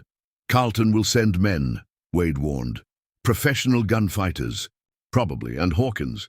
He's built quite a reputation in Texas. They say he's faster than his brother was. Let them come," Emma said, before Morrison could respond. Her voice held steel. "They'll find more than just a legend here. They'll find a home." Morrison felt something settle in his chest. Not peace exactly, but purpose. He'd spent 20 years building a reputation with a gun, 5 years hiding from it, and now perhaps it was time to use that reputation for something bigger than himself. "Tomorrow," he said, "we'll start preparing, not just for Hawkins and his riders, but for whatever Carlton sends our way. This town stood against floods, fire, and outlaws. It'll stand against this too." Wade stood, settling his hat on his head. "I'll send more telegrams, call in some favors. Of my own. Still got friends in the Marshal Service who remember Deadeye Morrison. Maybe they'd take an interest in Carlton's operations." After the sheriff left, Emma remained by the window, her hand finding Morrison's arm. "Are you afraid?" she asked softly. Morrison considered the question carefully. "Not dying," he said finally. "Been too close to that too many times to fear it much. But losing this," he gestured at the saloon, at the town beyond. "Losing the home we've built. That scares me some." "Then we won't lose it," Emma said with simple certainty. "Whatever comes, we'll face it together, all of us." Morrison touched the marshal's badge Wade had left on the bar, feeling its weight in more ways than one. Perhaps it was time to stop running from who he was, not just the legend of Deadeye, Morrison, but everything that had made him into the man he'd become. "Your mother would be proud of you," he said quietly. Emma smiled, the moonlight catching the silver cross at her throat. She'd be proud of both of us. Outside, the summer storm was building, lightning painting the clouds in shades of purple and gold. Morrison watched it approach, remembering other storms, other fights, other moments when his life had balanced on the edge of change. But this time was different. This time he wasn't facing the storm alone, with nothing but his guns and his reputation to rely on. This time he had something worth fighting for, not just survival or justice, but home and family, and the kind of peace that comes from knowing exactly where you belong. The badge gleamed in the lamplight, a promise and a challenge. Both. Tomorrow would bring its own battles, its own choices. But tonight, in the quiet of his saloon with his daughter by his side, Morrison knew he'd finally found what he'd spent a lifetime searching for, a place worth defending, a family worth protecting, and a purpose that went beyond the speed of his draw or the accuracy of his aim. Let them come, he thought again. Let them all come. They'll find more than just Deadeye Morrison waiting for them. They'll find a town united, a family forged in fire, and a man who'd finally learned that the greatest legends aren't built on how many fights you win, but on what you choose to fight for. The storm broke over Copper Creek, rain drumming against the saloon's roof like distant gunfire. But inside, in the warm lamplight, Morrison and Emma stood watch together, guardians of their home, keepers of their own legend, ready to face whatever morning might bring. 3 days after Sheriff Wade's warning, Curtis Hawkins rode into Copper Creek. He came at noon, when the sun was highest and shadows were short, a deliberate choice that Morrison recognized. Hawkins wanted to be seen, wanted everyone to know he wasn't sneaking in like a common bandit. Morrison watched through the saloon window as Hawkins dismounted in front of the sheriff's office. The man was younger than his brother Billy had been, but carried himself with the same coiled tension. His clothes were expensive, his guns well-maintained, and his face bore the hard lines of someone who'd built a reputation one bullet at a time. "That's him?" Emma asked softly from behind the bar. She'd refused to leave town despite Morrison's attempts to convince her. "That's him," Morrison confirmed. "Got his brother's swagger, but there's something colder there. Billy was all fire and fury. This one's ice." Hawkins hadn't come alone. His men were filtering into town in small groups, taking up positions with casual deliberation. 2 at the livery stable, 3 more at the hotel across the street, others spreading out along the boardwalks. All of them carried rifles in addition to their 6 guns. 11 men, Morrison counted quietly, all experienced, all armed for trouble. The saloon was empty except for them. Morrison had closed early when the first rumors of riders approaching reached town. Through the windows, he could see townspeople hurrying to get off the streets, doors closing, shutters being drawn.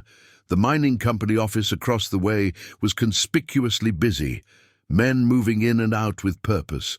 Morrison knew they were distributing ammunition and weapons to predetermined positions. Sheriff Wade emerged from his office to meet Hawkins. Even from this distance, Morrison could read the tension in the lawman's stance. Words were exchanged, too far away to hear. But Wade's head turned slightly toward the saloon. Hawkins followed his gaze, a cold smile spreading across his face. "He's coming here next," Morrison said. "Emma, go upstairs." "I won't hide," she replied firmly. "Mother never hid from trouble, and neither will I." Before Morrison could argue, the saloon's batwing doors swung open. Curtis Hawkins stood framed in the doorway, sunlight at his back casting his face in shadow. He stepped inside slowly, letting his eyes adjust to the dimmer light. "So," he said, his voice carrying the hint of a Texas drawl, "this is where the great Deadeye Morrison serves drinks. Got to admit, it's not quite what I pictured." Morrison continued wiping glasses, his movements unhurried. "We're closed," he said mildly. "Come back this evening if you're thirsty." Hawkins moved to the bar, his spurs ringing against the wooden floor. His guns, twin Remingtons, blued steel with pearl grips, rode low on his hips. "How did you treat my brother? With that same calm dismissal?" "Your brother made his choice," Morrison replied. "I tried to talk him down." "Did you?" Hawkins leaned on the bar, his eyes hard. "Way I heard it, you gunned him down without giving him a chance. Shot him in the back, some say." Emma's intake of breath was sharp, but Morrison's expression didn't change. "You heard wrong. Billy called me out in broad daylight in front of 20 witnesses. I gave him every chance to walk away. And now you're giving me the same chance." Hawkins' smile was razor-thin. "Generous of you, but I didn't ride all this way to walk away, Morrison. I came to settle accounts." Morrison set down the glass he was holding, meeting Hawkins' gaze directly. "This isn't just about your brother anymore, is it? Judge Carlton sent you." A flicker of surprise crossed Hawkins' face before he masked it. Smart for a bartender. Carlton might have mentioned his interest in certain missing items. Items that McKenna might have hidden before you took him down. "I don't know anything about missing documents," Morrison said truthfully. "And if I did, I wouldn't share that information with a hired gun." Hawkins straightened, his hand dropping casually near his gun. "That's not the answer Carlton was hoping for. See, he's got plans for Copper Creek, big plans. This whole territory's changing, Morrison. Railroads coming, new money flowing in. Carlton means to control it all, and he can't have a legend like you standing in his way. So that's the real play, Morrison said, understanding Dawn. Using your revenge as cover for Carlton's land grab. How much is he paying you, Hawkins? Enough to make it worth my while. Hawkins glanced at Emma, his eyes cold. Enough to make... Sure, everyone you care about suffers before the end, unless... Unless what? Unless you tell us where McKenna hid those documents. Do that and maybe we can focus just on our personal business. Keep it clean, quick. Morrison's voice hardened slightly.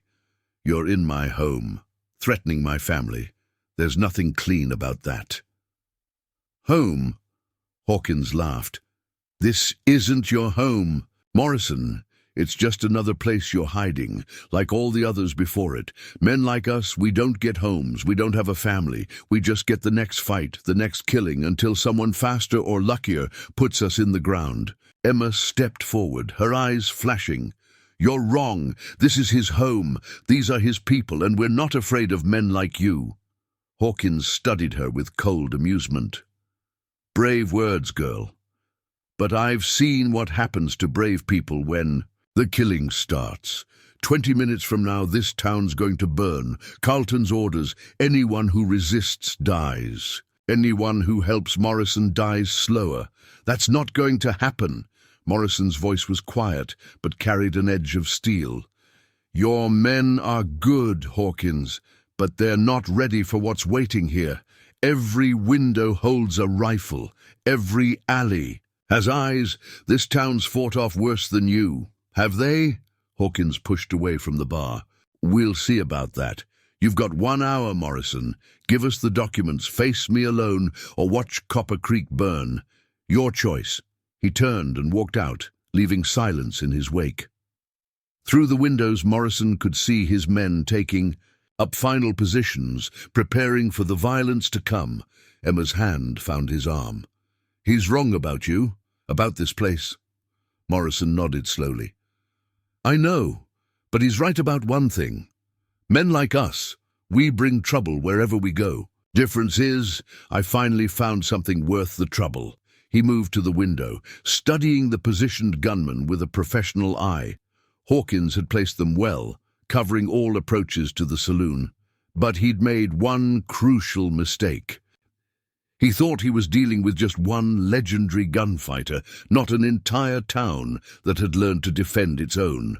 Already Morrison could see the signs, rifle barrels glinting briefly in upper windows, townsmen moving casually between buildings, preparing for what was coming.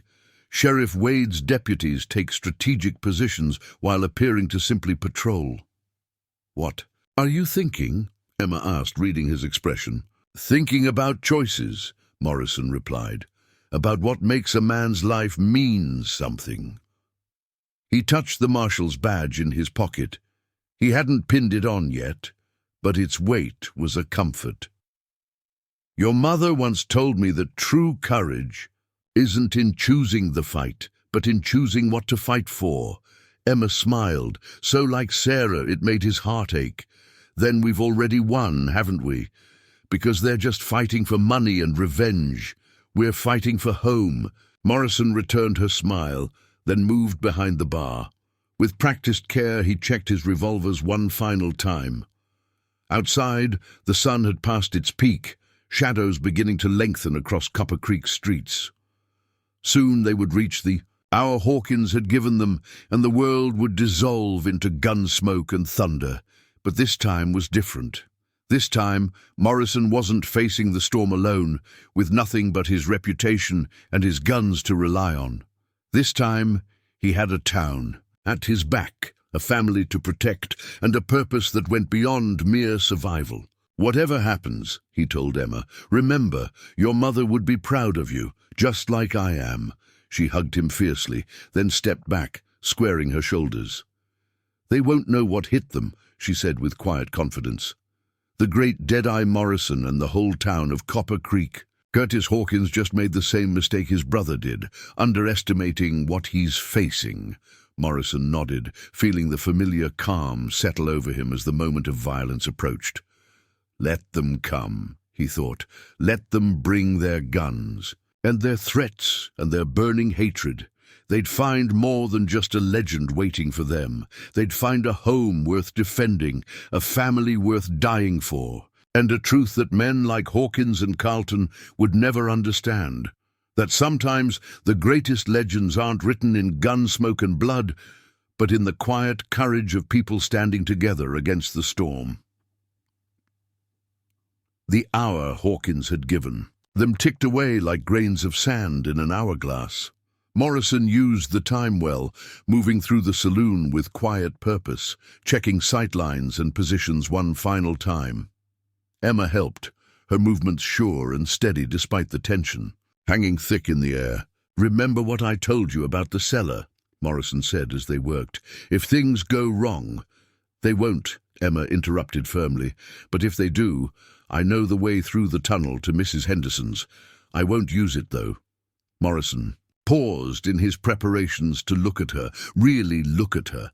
In that moment, he saw not just Sarah Chen's daughter, but a woman who'd inherited all of her mother's steel and fire.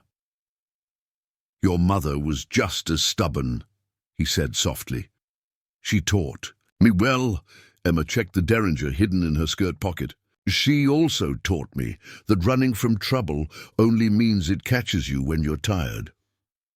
Before Morrison could respond, Sheriff Wade slipped in through the back door. The lawman's face was grim. "Hawkins' men are getting restless," he reported. "They've been drinking, working up their courage. 2 of them tried to force their way into the mining office, but Perkins and his boys ran them off." "They'll come here first," Morrison said. More a statement than a question. Wade nodded. "Hawkins wants his show. Man's got a reputation to maintain." He hesitated, then added, "Tom, there's something else. Telegram just came from Yuma. McKenna's dead." Morrison's hand still on his gun belt. "How?" "Found him in his cell this morning. Poison in his food. Prison doctor says it was fast, probably painless. Too painless, if you ask me." "Carlton," Morrison said quietly, "tying up loose ends." "That's not all," Wade continued. "Before he died, McKenna asked for paper and pen, wrote something, sealed it in an envelope. It's on its way here by special courier." Emma's eyes widened. "The missing documents? Maybe. Or maybe just McKenna's final twist of the knife. Man always did love his games." Wade moved to the window, checking the street. "Courier's due by sunset. If we can hold out that long, we—" "Won't have to," Morrison interrupted. "Hawkins won't wait. The news about McKenna will reach him soon, if it hasn't already. He'll want to finish this before any new players enter the game." As if to prove his point, the saloon's front doors swung open. Curtis Hawkins stood there alone, his men visible. Behind him in the street, the afternoon sun cast his shadow long across the wooden floor. "Time's up, Morrison," he called out. "Made your choice?" Morrison moved to face him, his stance relaxed but ready. "Same choice I gave your brother. Walk away, Hawkins. There's been enough killing." "Not nearly enough," Hawkins replied, his voice cold. "McKenna's dead. Carlton's getting nervous. Things are moving faster than planned, which means we do this. Now you, me, and all the legends they'll tell afterward." "Is that what this is about?" Morrison asked. "Adding your name to the stories? Being known as the man who killed Deadeye Morrison?" Hawkins's smile was sharp as a razor. "That's part of it. Rest is business. Carlton's offering a bonus for every building we burn, every person who dies refusing to leave. By sunrise, Copper Creek will be ash, and Deadeye Morrison will be a cautionary tale about retiring too late." "You're forgetting something," Morrison said quietly. "Story's not just about me anymore." As if on cue, rifles appeared in windows up and down the street. Townsmen stepped out of doorways and alleys, weapons ready. Sheriff Wade's deputies emerged from cover, positioning themselves strategically. Even Emma moved to stand beside Morrison, her mother's derringer small but steady in her hand. Hawkins' eyes narrowed as he took in the scene. "Touching. But my men are professionals. Your townspeople will die just as dead, hero or not." "Maybe," Morrison agreed. But they're not fighting for money or reputation. They're fighting for home. Makes a difference. We'll see about that. Hawkins stepped back into the street, his hands hanging near his guns. Last chance, Morrison. Face me alone, or watch everyone you care about burn. Morrison felt the familiar calm settle over him, the stillness before the storm that had served him through countless gunfights. But this time, it was different. This time, he wasn't fighting just to survive, or even for justice. This time, he was fighting for something more. "You've got it backwards, Hawkins," he said clearly, his voice carrying to every ear in the street. "I'm not trapped in here with you. You're trapped here with us." The words hung in the air for a heartbeat, then the world exploded into violence. Hawkins went for his guns with lightning speed, but Morrison was already moving. Their shots seemed to blend into a single thunderclap that shattered the afternoon. "Quiet!" Hawkins staggered, his right gun flying from his grasp, his left arm hanging useless. Morrison stood rock-steady, smoke curling from both his Colts. Neither shot had been aimed to kill. "That's for Billy," Morrison said quietly. He deserved a better brother. But Hawkins wasn't finished. His men opened fire from their positions, bullets splintering wood and shattering glass. The town responded in kind, rifles cracking from windows and rooftops. What had started as a personal duel erupted into a full-scale battle. Morrison pulled Emma down behind the bar as bullets whined overhead. Through the chaos, he could hear Sheriff Wade coordinating the defense, directing fire to where it was needed. Most. The townspeople fought with surprising discipline, using the positions they'd prepared and supporting each other just as they'd planned. "They're trying to flank around through the livery," someone shouted. "Watch the alley," came another. Guy Morrison popped up to fire twice, dropping a man who'd been drawing a bead on one of Wade's deputies. Another of Hawkins' men went down to a shot from above, probably old Pete Wilson in his sniper's nest atop the hotel. "Emma," Morrison said between shots, "I need you to—" "Already on it," she replied, sliding extra ammunition across the bar. "Top." Her face was pale but determined as she reloaded her derringer. "Just like we practiced." A massive explosion rocked the street. Someone had dynamited the mining company office. Smoke and dust filled the air, but Morrison could hear Hawkins shouting orders through the chaos. The gang leader had taken cover behind an overturned wagon, still trying to direct his men despite his wounds. "They're making a push," Wade's voice carried over the gunfire. "Morrison, watch your back." Three of Hawkins' men had indeed worked their way around behind the saloon. They burst through the back door, guns blazing. But Morrison was ready. His first shot took down the leader, while Emma's derringer caught another by surprise. The third man fled back the way he'd come. The battle settled into a rhythm of gunfire and movement, each side probing for weakness while trying to conserve ammunition. Morrison could see that the town's preparation was paying off. Hawkins's professional gunmen found themselves facing determined defenders who knew every angle and shadow of their home. But the cost was mounting. One of Wade's deputies was down, clutching a wounded leg. Smoke rose from at least 2 buildings that had caught fire in the chaos. And somewhere in the distance, Morrison could hear the thunder of approaching horses. Whether reinforcements or the courier with McKenna's letter, he couldn't tell. "We need to end this," he told Emma during a lull in the shooting. "Before more. People get hurt," she nodded, understanding in her eyes. "What are you thinking?" Morrison checked his ammunition, mind racing through possibilities. He could see Hawkins still behind the wagon, growing more desperate as his plans unraveled. The gang leader had come expecting to write his name in legend. Instead, he was watching his men fall to shopkeepers and miners defending their home. "I'm thinking it's time to remind everyone why they used to tell stories about Deadeye Morrison," he said quietly. "Cover me." Before Emma could protest, Morrison vaulted over the bar. His guns roared as he moved, each shot precise despite his motion. 2 more of Hawkins' men went down. A third dropped his weapon and ran. The legend of Deadeye. Morrison was coming alive before their eyes. The impossible speed, the supernatural accuracy, the calm in the face of chaos. "Hawkins!" Morrison's voice cut through the gunsmoke. "This ends now, you and me, one last time." Through the haze, he could see Hawkins struggle to his feet. The gang leader's face was a mask of pain and fury as he raised his remaining gun. "Come!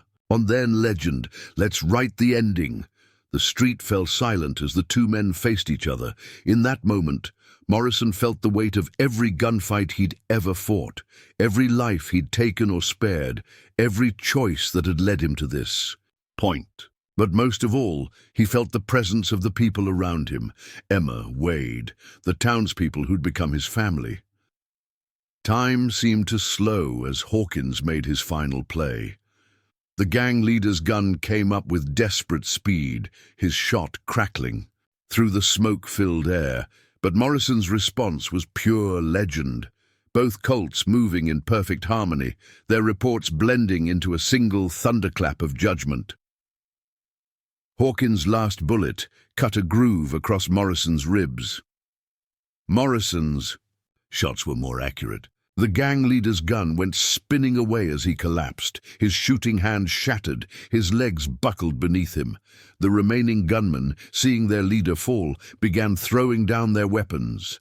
The townspeople emerged from cover, weapons still ready, but faces showing the first hints of victory. Wade's deputies moved to secure the surrendering men. Morrison walked slowly to where Hawkins lay in the dirt. The gang leader looked up at him with a mixture of hate and bewilderment. "How?" he gasped. "You're supposed to be old, slow." "Age doesn't slow down the truth, Hawkins. And the truth is, I never wanted to be a legend. Just wanted a home, a family, peace." Morrison knelt beside him. "Your brother never understood that either." The sound of horses grew louder, and Morrison looked up to see riders approaching from the east. But they weren't reinforcements for Hawkins. The lead rider wore a U.S. Marshal's badge, and behind him came others, including a man in a suit who could only be the courier from Yuma. "Looks like McKenna's last word is about to arrive," Morrison said softly. "Want to bet it has something to say about Judge Carlton and his plans for this territory?" Hawkins' face went slack with understanding. He'd been played. They'd all been played. McKenna's final revenge wasn't aimed at Morrison at all, but at the corrupt judge who'd tried to claim his territory.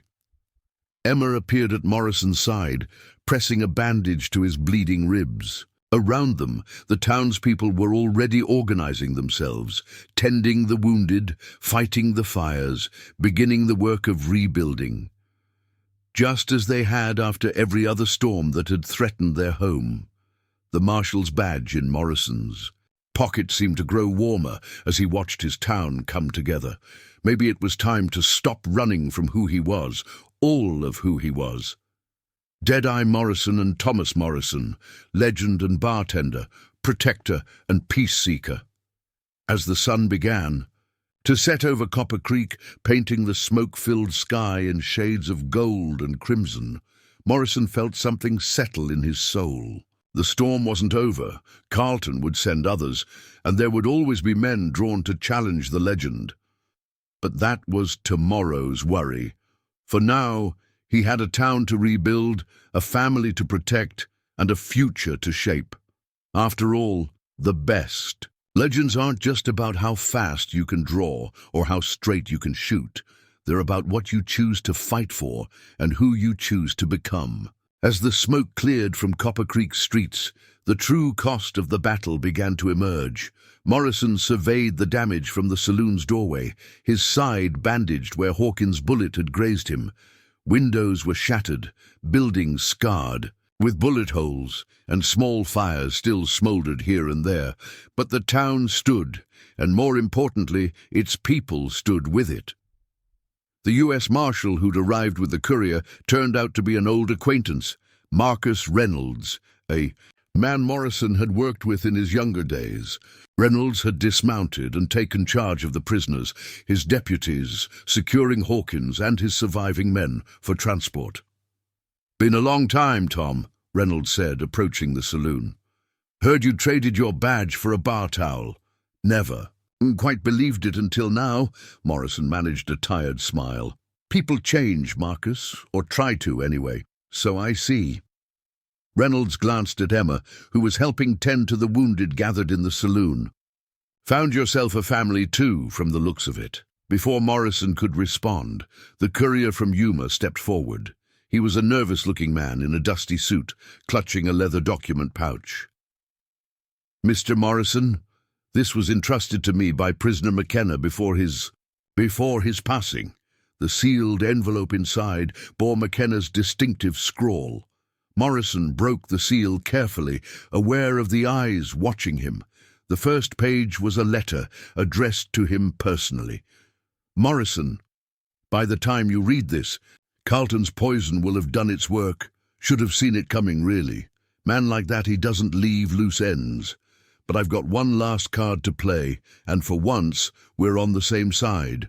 Enclosed, you'll find documents, bank records, telegrams, witness statements. Everything Carlton needs buried. He's been building an empire in secret, buying judges, lawmen, even territorial officials. The railroad contract was going to be his masterpiece, 100 miles of track running right through towns like Copper Creek, all controlled by his people. I kept these papers as insurance, but now they're yours. Consider it my last gift to the territory. Not for justice's sake, never much cared for that, but because Carlton's kind of corruption offends me. Men like us, we live and die by the gun, out in the open. His kind hide behind law books and bank drafts, thinking they're better than common killers. Take him down, Morrison. Do what you do best, and when it's done, remember, you beat me fair and square. Didn't expect that. Didn't expect a lot of things."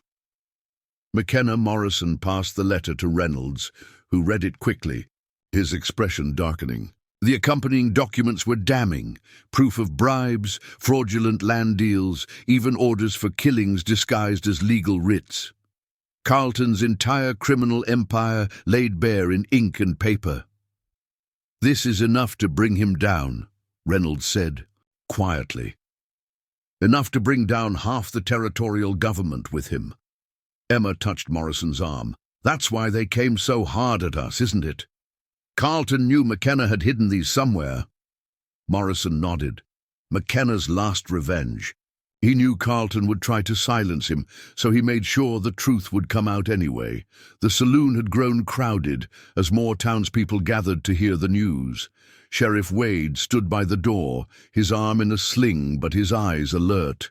The blacksmith, sporting a bandaged head, leaned against the bar. Even old Pete Wilson had come down from his sniper's perch to listen.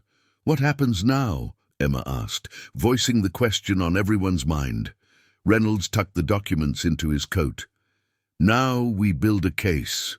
Carlton's powerful, but this kind of evidence, it'll be enough, especially with Deadeye Morrison's testimony to back it up. Won't be easy," Morrison warned. "Man like Carlton, he won't go down without a fight. He's got friends in high places, hired guns all over the territory." "Good thing we've got friends too," Wade spoke up. "After today, the word's going to spread." "Copper Creek stood up to Hawkins and his men, stood up and won. Other towns will take heart from that." Emma's voice was firm.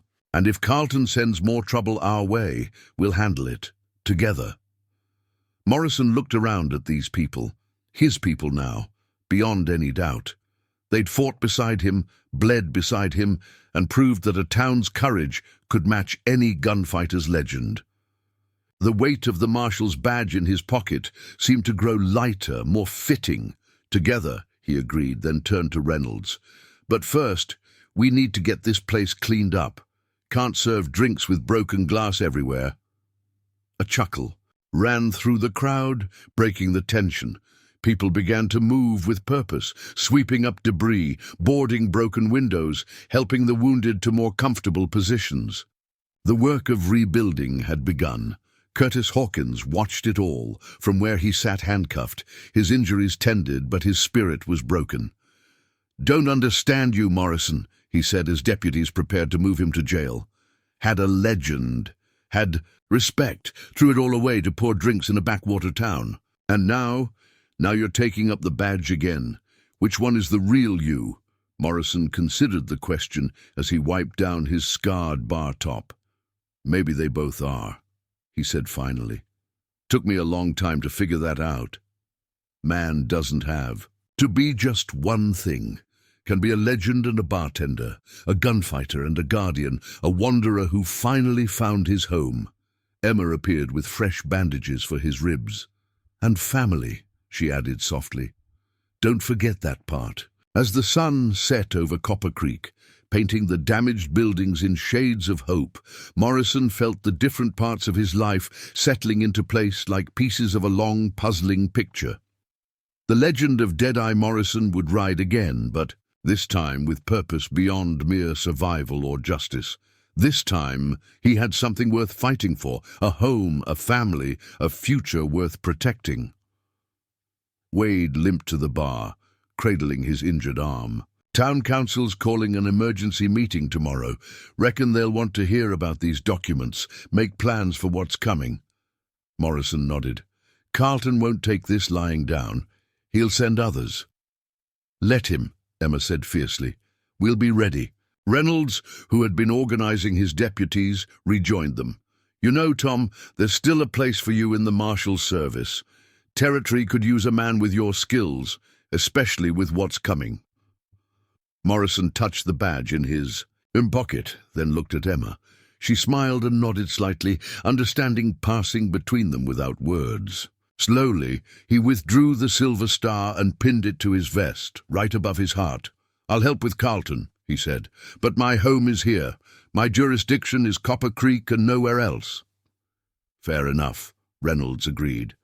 "Truth is, we need men like you, men who understand that law and justice aren't always the same thing, men who've seen both sides and chosen to stand in between."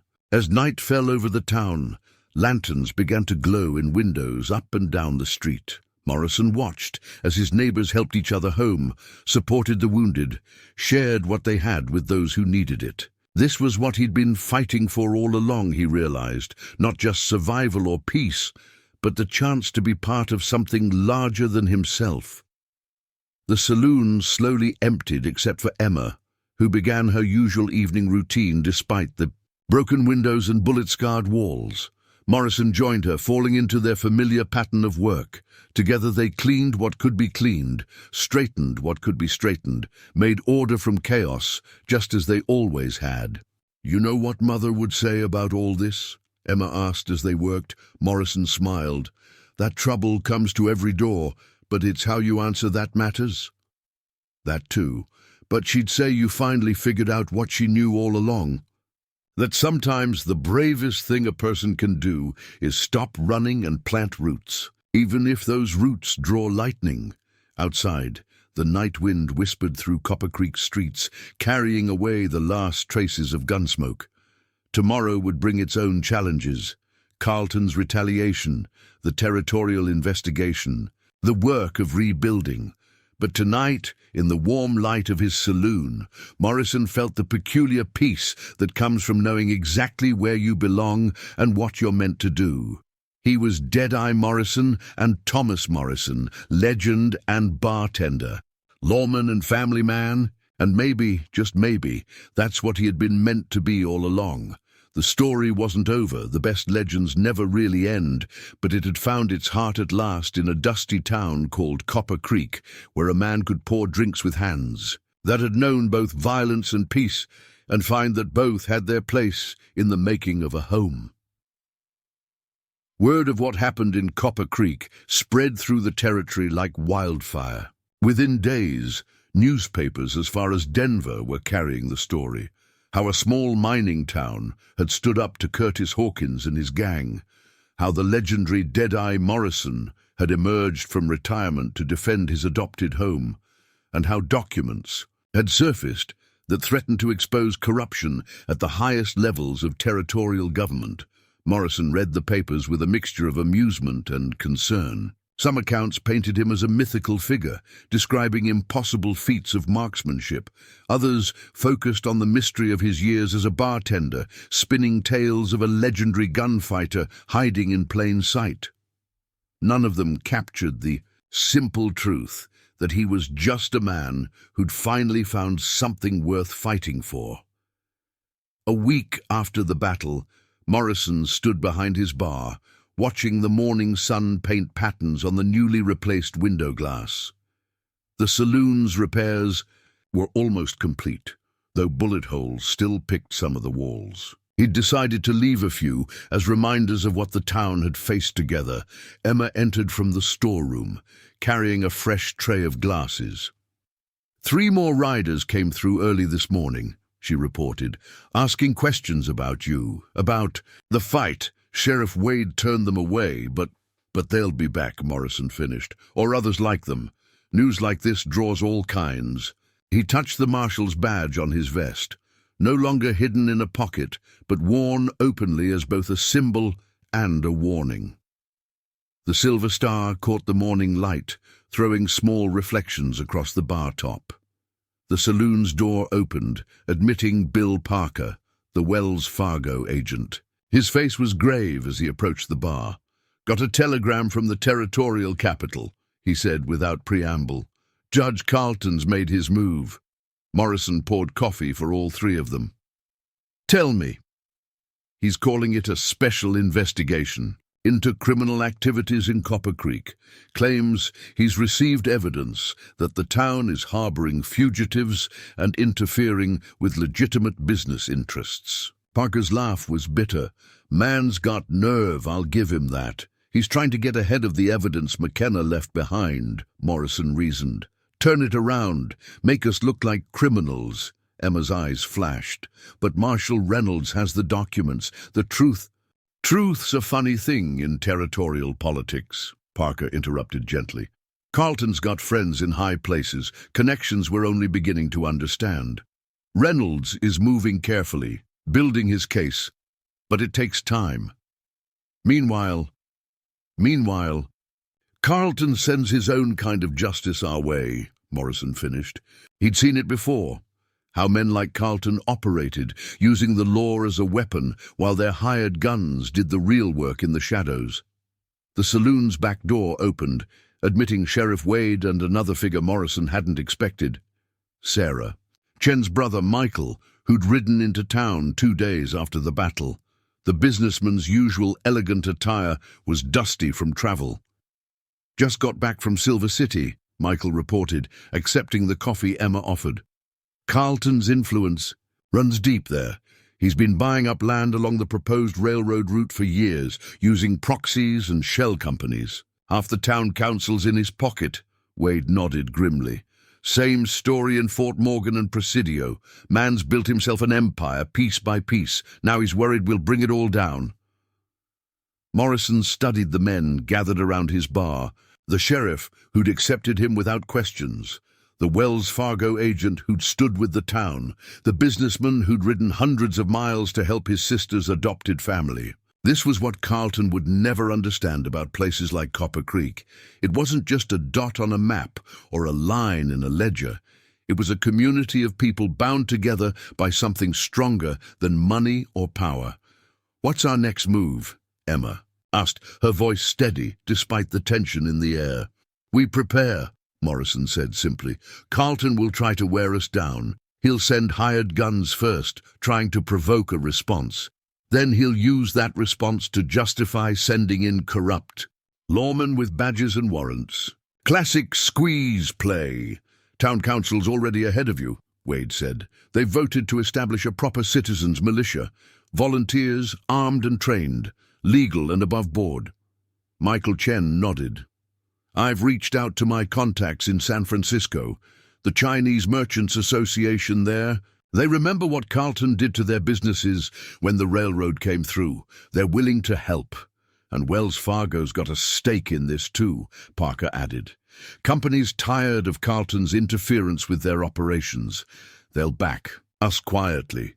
Morrison felt a familiar calm settling over him, not the deadly stillness before a gunfight, but the steady certainty of knowing you stand on solid ground. "So we build our own alliance," he said, "town by town, person by person, show people they don't have to bow to men like Carlton." "It won't be easy," Wade warned. "Carlton's already spreading rumors, calling us outlaws, rebel territory. Some folks are scared to be associated with us. Fear's always been Carlton's weapon," Morrison replied.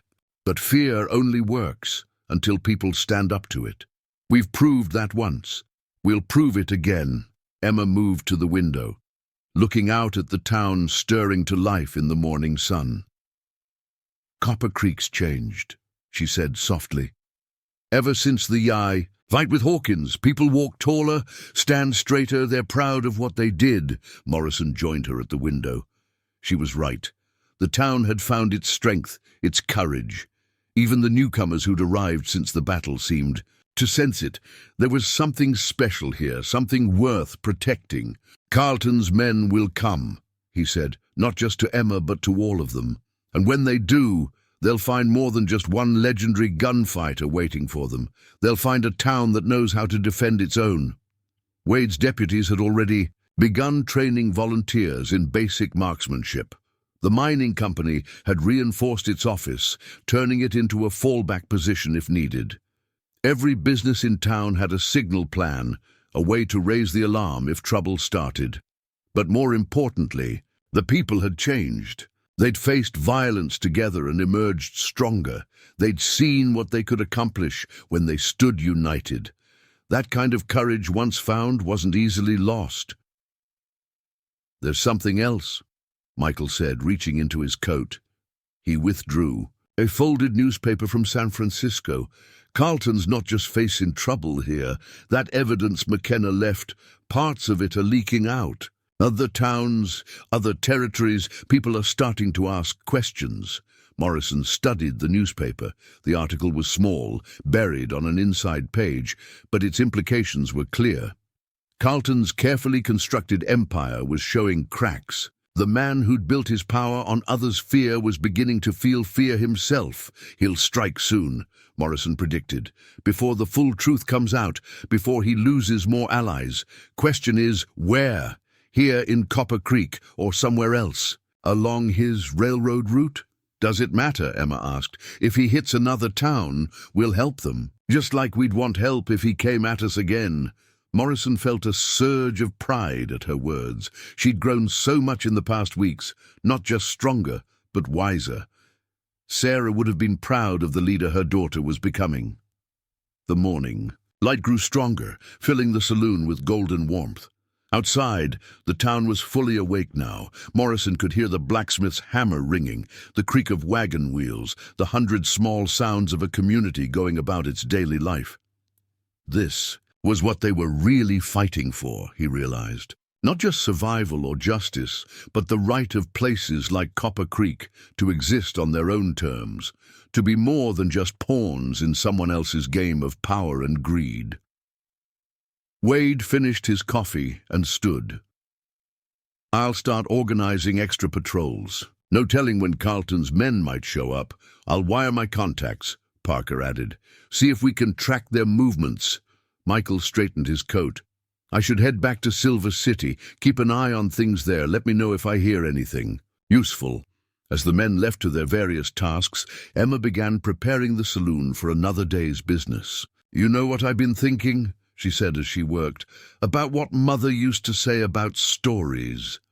Morrison raised an eyebrow. "Which part?" "She said the best stories aren't about one hero doing great things. They're about ordinary people, finding their courage together." Emma smiled. "Copper Creek's writing its own story now, isn't it?"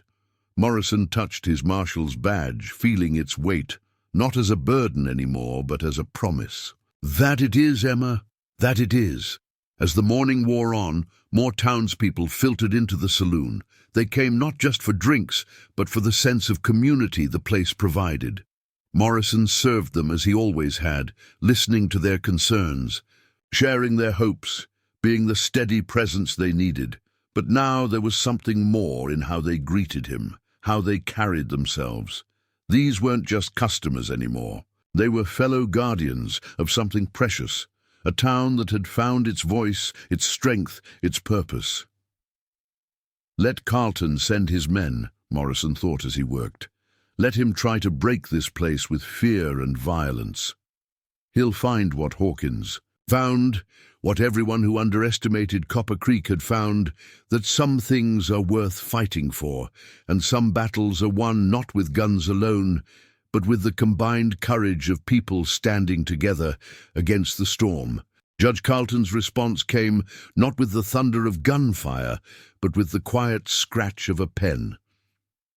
The official document arrived on a sunny morning, 2 weeks after the battle, carried by a nervous young deputy from the territorial capital. Morrison read it at his bar while Emma and Sheriff Wade looked on. "He's declared martial law," Morrison said quietly, setting down the paper. "Claims Copper Creek is in a state of rebellion against territorial authority. Says he's got evidence that we're harboring fugitives and interfering with official business." Wade's face darkened. "He can't do that. He doesn't have the authority." "Since when has authority mattered to men like Carlton?" Morrison replied. "This is just the opening move. He's trying to isolate us, cut us off from help, make it look legal. When he sends in his men—" Emma picked up the document, her eyes scanning the elaborate legal language. "But Marshal Reynolds, the evidence from McKenna—" "Reynolds and his investigation are moving too slowly for Carlton's taste," Morrison explained. "Man like that, when he feels cornered, he strikes hard and fast. Martial law gives him the excuse he needs to send in armed men under color of law." The saloon's door opened, admitting Bill Parker and Michael Chen. Both men's faces were grim. "Just got word from Silver City," Michael reported. "Carlton's gathered a force there. 50 men at least, all carrying badges. He bought them. They're calling themselves territorial peacekeepers." Parker nodded. "Same story from Fort Morgan. He's building an army, all nice and legal looking. Word is they'll move within days." Morrison absorbed this news with the calm that had made him legendary. He'd known it would come to this. Had known from the moment McKenna's evidence surfaced. Carlton was too powerful, too entrenched to go down without a fight. And now that fight was coming to Copper Creek. "How many can we count on?" he asked. Wade, the sheriff, didn't need to consult any notes. 25 trained volunteers in the militia, another 30 who can handle a rifle if needed. The mining companies promised 30 more men from their other operations nearby. Figure about 80 all told if everyone shows. "Against 50 professional gunmen with badges," Emma said softly, "and probably more is coming." Morrison stood and moved to the window, looking out at the town he'd come to love. Copper Creek had changed in the weeks since the battle with Hawkins. New faces had appeared, men and women drawn by the story of a town that had stood up to corruption. Some had come to help, others simply to be part of something they believed in.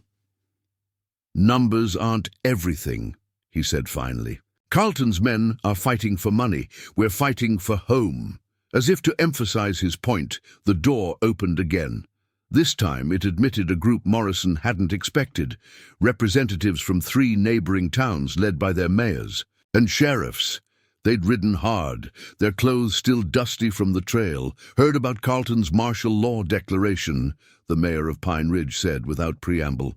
"Wanted you to know. You're not alone in this. Our towns stand with Copper Creek," the sheriff of Mesa Verde nodded. "Carlton's been squeezing all of us for years, using the railroad plans to steal land, force people out. Time somebody stood up to him."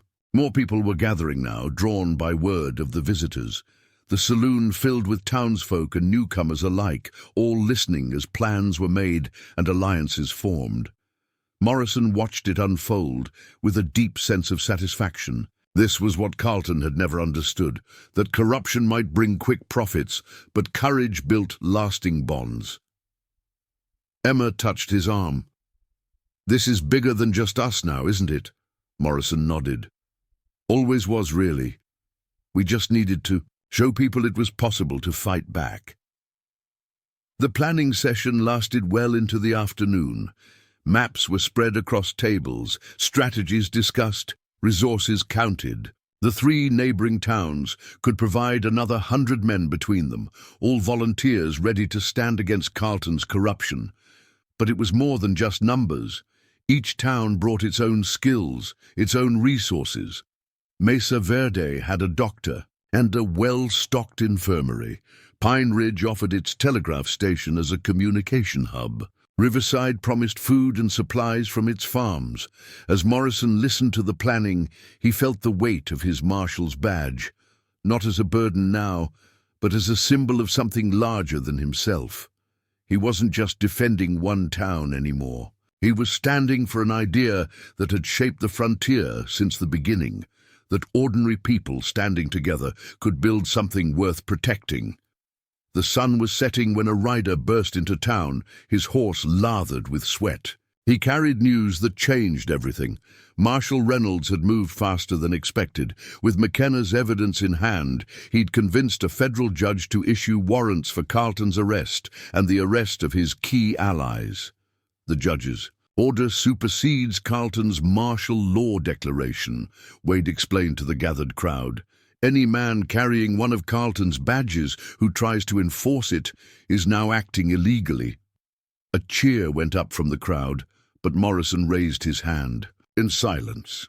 Carlton won't care about legal papers, he warned. Man like that, when he's cornered, he's most dangerous. He'll come anyway, badges or no badges. Let him come, Emma said fiercely. We're ready. Morrison looked at his adopted daughter with pride. She stood straighter now, more confident. The silver cross at her throat caught the last rays of sunlight, reminding him of Sarah's strength living on in her child. We'll need to set up proper defenses, he told the gathered leaders. Carlton's men will be well-armed, well-trained.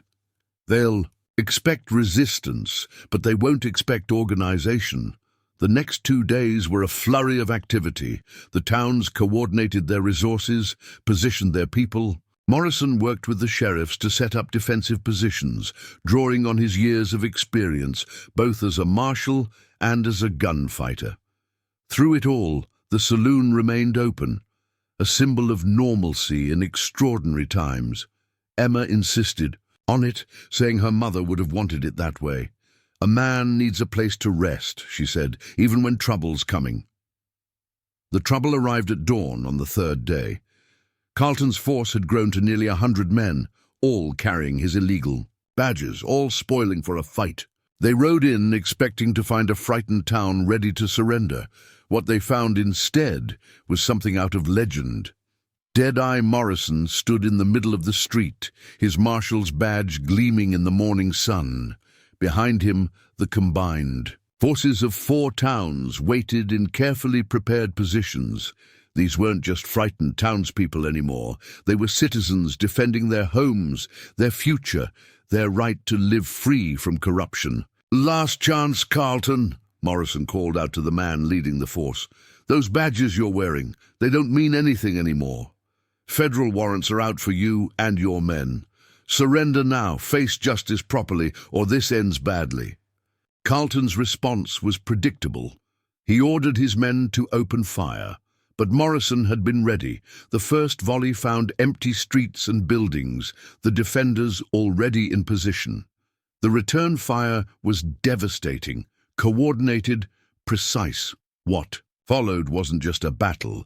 It was a lesson in the power of community over corruption, of right over might.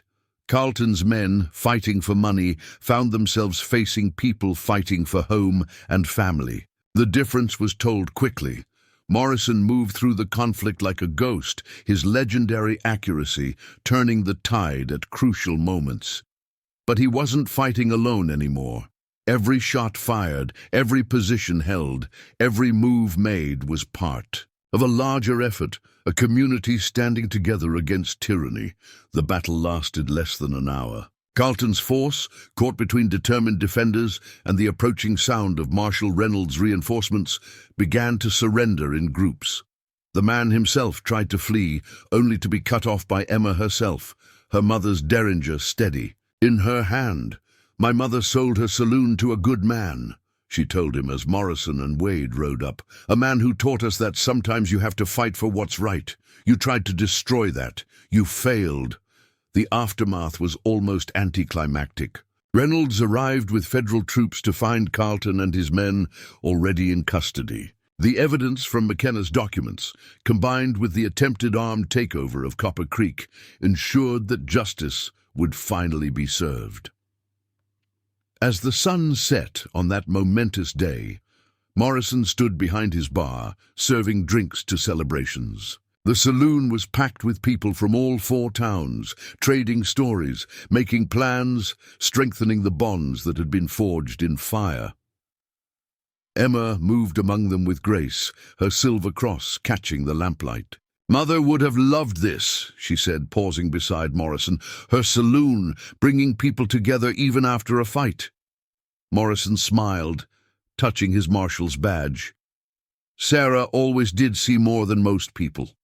Saw through my disguise, right? Away, saw the potential in this place, saw the strength in you, and now everyone sees it," Emma replied. "See what we can do when we stand together. The legend of Deadeye Morrison will be different now. Not just about one man's skill with a gun, but about a community's courage to fight for what's right." Morrison looked around at his saloon, at the people who had become his family, the town that had become his home, the badge that now represented not just law, but justice. He'd spent years trying to escape his legend, only to find that legends, like people, could grow and change. The story of Deadeye Morrison wasn't over. In some ways it was just beginning. But now it was about more than just one man's journey. From gunfighter to guardian, it was about a town that had found its strength, a community that had discovered its courage, and a future built not on fear and corruption, but on hope and unity. "You know something, Emma?" he said quietly. "Your mother was right about one more thing." "What's that?" Morrison smiled, looking out at the celebration of not just victory, but of community. "Sometimes the best place to stop running is exactly where you least expect to find yourself. And sometimes the best legends aren't written in gunsmoke, but in the quiet courage of ordinary people doing extraordinary things." The night deepened over Copper Creek, stars appearing in a sky washed clean by recent rains. In the saloon, people continued to celebrate, to plan, to build connections that would last long after the excitement faded. And behind the bar, a legendary gunfighter turned guardian continued to serve his community, at peace at last, with all the parts of who he was. Up next, you've got 2 more standout stories right on your screen. If this one hits the mark, you won't want to pass these up. Just click and check them out.